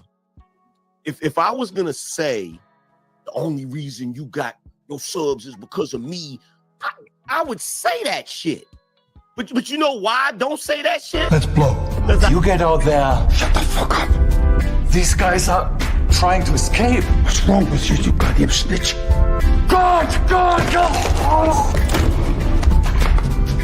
It's you. Thank you, you sweet, kind man. I don't think that shit, Sharon. Okay, I Smitty, said you're clout chasing because right now, anybody that sees a topic that's hot at the moment and they immediately talk about that topic, that is clout chasing, my friend. That is content strategy, my friend. So You're if we was to go, taking it offensively because you feel like I'm trying to shit on you when I say that, when I'm just pointing out the fact that you're only talking about this because other niggas is talking about it. Beef is when you make your enemies start your Jeep. That's not true, right? So the reason why it's not true because when you first had the stream, No, I was telling Nidish be quiet. After you say something, Sharon, then Nidish, and then Smitty has a question for you, Sharon, specifically. But go ahead, Sharon. Finish. So when you was doing I'm only laughing because Nidish about to talk.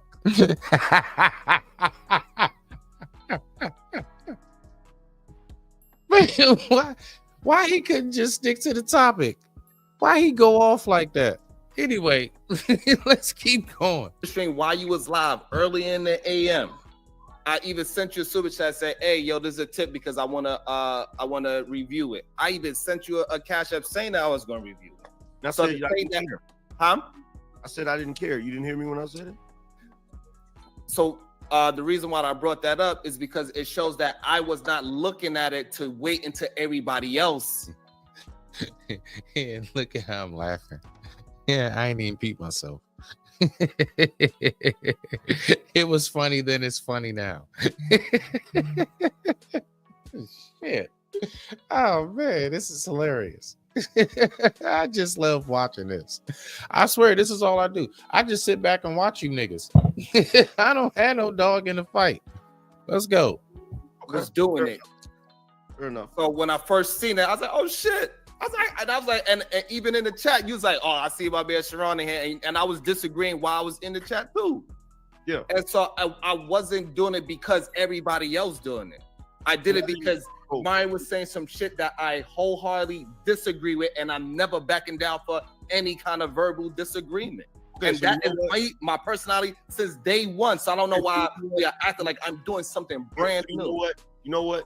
When I said you just doing this because everybody else doing it, that's an incorrect statement. Because I do remember you super chatting that morning, and I do remember you asking me did I mind if you were going to review it? And I was like, yeah, I don't care. Do you remember me saying I don't care? Once you get to a certain status and point, it's like, bruh, I'm pretty sure AM has dealt with endless people, like people on his level, period. Like anybody like that. Like, look, somebody 100,000. Look, somebody 20K, 50K has probably dealt with multiple people reviewing their content. I'm not even monetized yet, and I've had several platforms review a piece here and there of my stuff. So I can only imagine is what I'm saying, you see? And I'm not even monetized yet. And I've already had people review my content at times. Brother Nidish himself which he never let me know what video that I still never saw it. Apparently, he told me one day on his platform, yeah, Smitty, I went on ahead and reviewed your show, and I never saw the anyway. Anyway, let's go ahead and get back to it. I digress. My mic is muted. The time right now is 11:05 p.m. East Coast Standard Time. Thank you all for watching. Okay, I don't have a problem with you disagreeing with me. The only problem I have is you wanting me to check another grown man about his opinion. That's the problem I have. Like, I'm not gonna check him. Motherfucker, are you out of your damn mind? About his opinion, especially when the shit he was saying, I agree with. I agree with what he was saying. I was gonna not the part about, well, yeah, I do agree with that part when he said white people think a certain thing about black people, they just don't say it. That's some true shit. Let me ask you guys a question. What's your personal view when it comes to, now again, it's just a question proposed, all right? What is your personal view on if we do know that we got endless I don't want to call it content, let's say videos, content, even whatever it is, of others, you know, coming up, being able to voice their opinion, the whole nine. My whole thing is that why would we get so upset with one of our own for not saying nothing? But yet, I mean, it's invited. Now, I mean, am I lying about that right now? I don't know. You tell me. It is invited. Other cultures, other groups, other races are invited to come up and speak. So my whole thing is, you know, like, let's just put it like this before I push play. I'm a firm believer in prevention is better than the cure. Let's keep rocking up. They do be thinking certain things about black people and they don't say it because they don't want to get canceled. That is a fact. That's a fact. And me cursing them out is not going to change that fact, or being like, yo, what is you talking about? Da, da, da, da. I'm sitting here. First of all, I'm already on a rant that morning about the goofiness of niggas, because while I was trying to do my show, niggas came.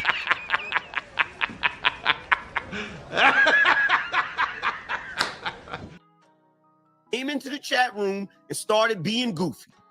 So I'm already going in on niggas. And then he pops up in the chat and I'm like, yo. Beef is when you make your enemies start your G. Beef is when you roll no less than 30 deep. Beef is when I see you. Guaranteed to be your ICU. Is that the real hold on. Fuck what you talking about. Goddamn, hey girl. Nigga. Hey, babe. Don't drink my water, nigga. Absolutely not. See, because this is why I leave that up there so I remember the name. But see, this is why I didn't have a problem. But the host definitely said that tonight. Beer, I don't care about that. Show me your face. Nah, we out of here. Show me your face. Don't worry about it. Oh, what you eating over there? What is that? Chef Boyardee, show a face. Okay, and 3. And the Miller High Life. Now, Ben.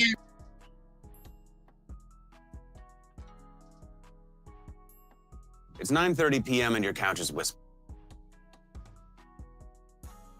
My bad. Hold on. My bad. Let me go ahead. I was trying to. I'm trying to get past, you know, all of that. You know, it's you know how the show be when it's on for that long. It's a bunch of. I'm trying to stick to what we talking about. Let's go ahead and get back to it.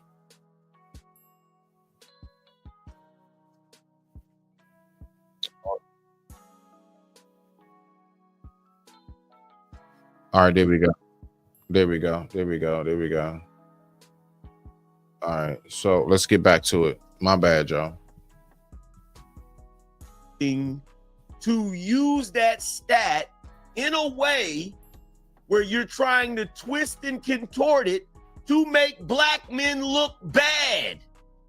And you're mad at Myron for how? Hold on. And you're literally doing this. Let me ask you a fucking question. Please let me ask you a question. Beef is when you make your enemies start your G. Beef is when you roll no less than 30 deep. Beef is when I see you, guaranteed to be your ICU. Asked to bring up the stat, or did I even say anything that black men was not doing something about child support? No, I did not. It didn't matter. I asked the question. I said, "Who's paying the most?" Right? That's all I asked. It doesn't matter. Because you brought up the fact that black men are the most involved. That's how the conversation happened about the child support. I did not try to make it a fact that we pay the least most amount. I did not. I kept trying to move past it. Teron, it doesn't matter. It does matter. Shout out to your mofo, butter laying into the bone, jacking me up. Tight me. I'm sorry, I don't understand. Cuddy say can. For hitting the cash app and supporting the show. Thank you very much. Greatly appreciate. The reason why it doesn't matter how it came up. It doesn't. It does matter. Listen, the reason Are you serious right now, bro? why it matters. Please let me explain why it matters. Why I can't. Oh, context matters now. It always matters. Let him explain why it matters. Let him explain why it matters. Because it matters who's bringing it up, because it's painting a picture that I am not trying to make. We is having a conversation who is the most involved. And I just said the stat was saying that out of the people that they studied, that black men was the most involved. And then we got into the Roby brought up the percentage. I did not bring that up, is what I'm saying. I was not trying to make black men look a certain way. And then she just brought up the stat. Are you serious right now, bro? And then when we looked at the numbers, I was like, those numbers don't look, it doesn't look good for black men. Go ahead, Angry Man. And then we started deep diving into the numbers, and that's what happened. I was not attempting to do anything. And then when we started looking at, we peeling back the numbers. And this is Sharon, we got you. Sharon, we got you. Sharon, we got you. This is got you, Sharon. Go ahead, Angry Man. This is ridiculous. Beef is when you make your enemies start your G. It's like when you point out that somebody wrecked the car, and then that person saw it. I never said the car was blue. No one gives a shit whether the car is blue or not. We're talking about the wreck. Talking about the accident. Okay? It doesn't matter who brought it up.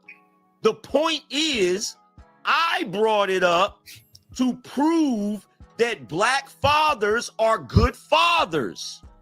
Rob G brought the stat. Why did she bring the stat? Because you try. My bad, Raw G. I gotta remember that. I've been saying that. My bad. Salute, Raw G. Salute. My bad, sis. Tried to make it seem like niggas wasn't paying their child support. And the stat that she brought up did not say it. They do. Oh, whoa, what? Stop. 1 second. I get that. Okay, I get that's what I was saying. I get the point you're trying to make, even if it's wrong. I get the point you're trying to make. The problem that you're not seeing the forest for the trees. What I'm trying to explain to you is that you're looking at the stat and you're making an assumption about the stat. The assumption that you made was, well, if 41% of black men are on a child support order, it doesn't show what the other 60% are doing. So that doesn't make us look good, which means you are making the assumption that that other 59% is not taking care of their children, which is exactly what a white man would do.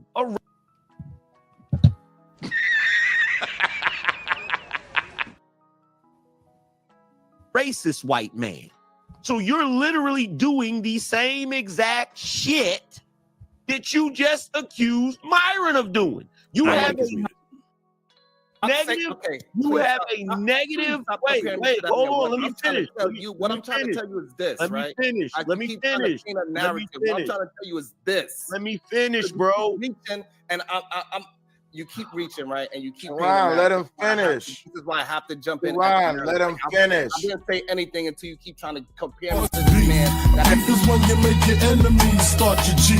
Beef is when you roll no less than 30 deep. Hey, but Sharon, let him finish. You keep telling me let him finish. But Sharon, let him finish. But I don't paint no pictures about nobody.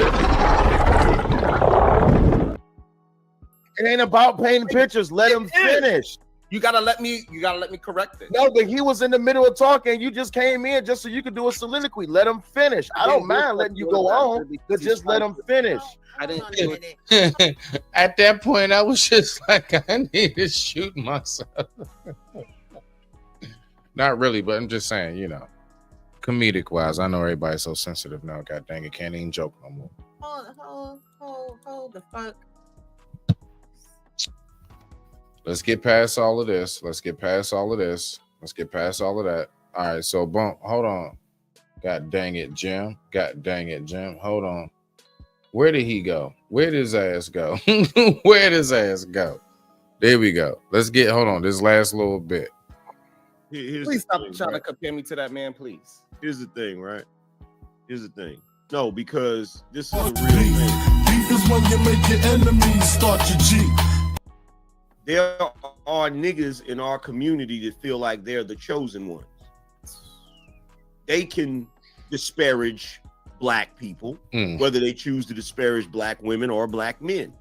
Your poison of choice, Sharon, is black men. Again, this is a lie. And then you try to, bruh, you just sat here and made an assumption that black men don't take care of their children. Isn't that what he did, Will? Beef is when you make your enemies start your G. Yeah, he did the same thing that Myron did. So who has the most fatherless children? And so since we want to go down this fucking road, who has the most fatherless children by race? Who? I mean, there's no such thing as a fatherless child because you needed a father to create the child. But you know what? Okay, you want to be, you know what I mean? Involved fathers? It ain't black men. You know we could look this stuff up, right? Yeah, we can look it up. You can look it up right now. There are numerous. So we can look it up. So by race, what race are the fathers that are not in the home the most? It's not black men. Huh? It's not black men. I'm asking you. I didn't paint no. Again, this is not me painting a narrative, right? Same thing with the whole this man trying to paint the narrative of. Then what are you drawing? Of black man being the most involved, right? I ain't paint no narrative. I asked the question. You want me even to when paint me the ask the narrative? question, you don't want to answer, right? Fine, cool. Don't answer. You want me? Right. You want It's me? okay. It's okay. Bro, how you want to ask a question and then keep talking?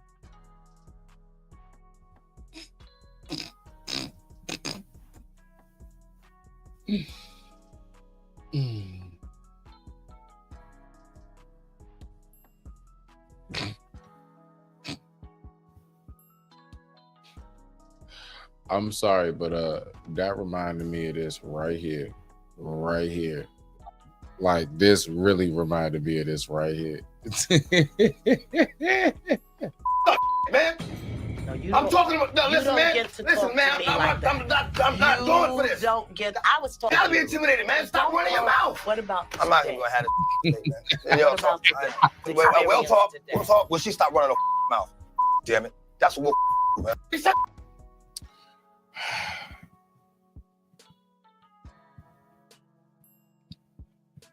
Yo, it's crazy.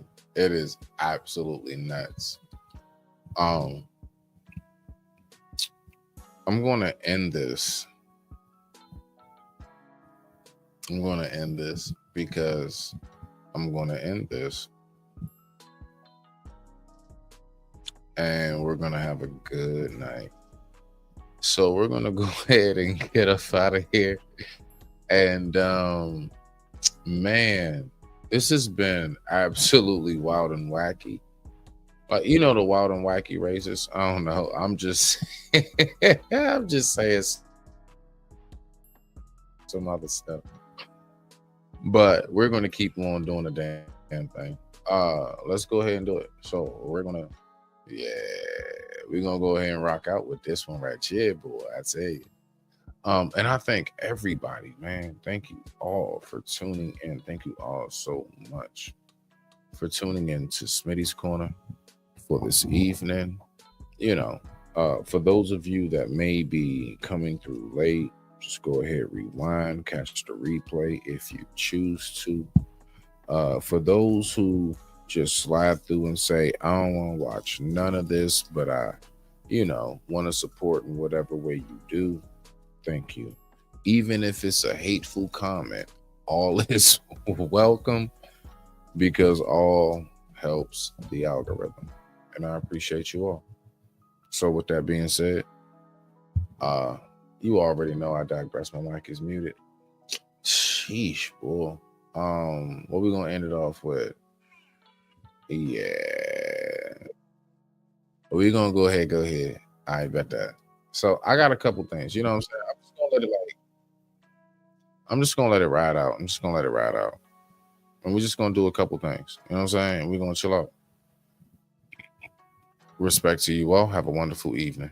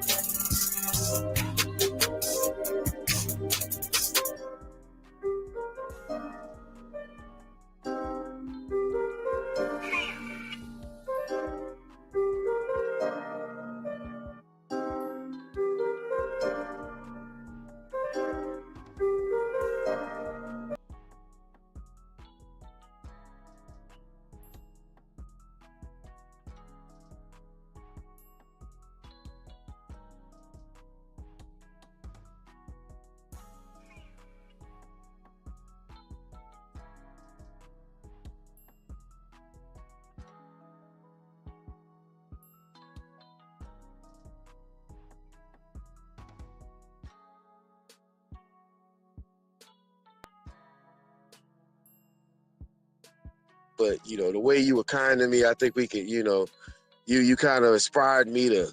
Did you ever know that you're my hero? You know, I'm gonna just sit here and struggle, blah blah blah blah. I was like, well, I'm gonna be there in a couple of weeks. If you want, I can pull up. Just call my name. And I'll be there. Nick, why the fuck did I say that? Now, you know, this is gonna all go bad. No! It can't be! No! No! So she stayed about 2.5 hours from the airport on the east coast of the Dominican Republic. What's that shit say? Psych! That's the wrong number! A couple weeks later, now she done fucking set up there. You know what I'm saying? She done called me every day. She done talked about her family. She done talked about this. She done talked about her kids. She got a daughter. She talked about that, how this went down. She talked about her dad, her mom, her grandma, her grandfather. She talked about all this shit. Already, kids? Oh, shit! Said it's over between us. You know what I'm saying? And I said, all right, bet, man. I'm going to get my shit and I'm going to bounce. She's like, nah, nigga. She's like, I'm, you know.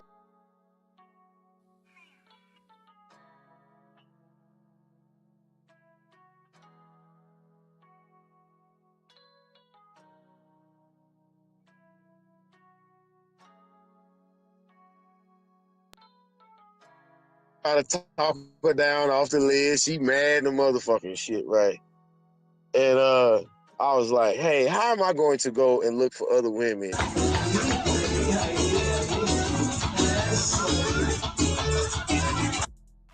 Yeah, that's where I was. And I was looking at her, man. I was looking at she and then she looked at me with that shit face look like, goddamn, this nigga right. You know. Okay, so that's suspicious.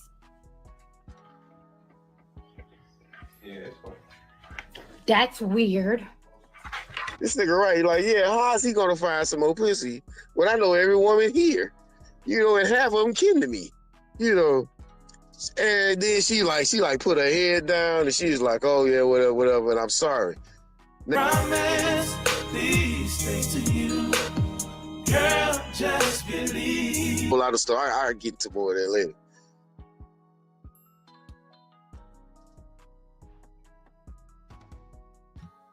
For more, just tune in to Smitty's Corner.77. I thank you all. You all have a wonderful evening. Respect.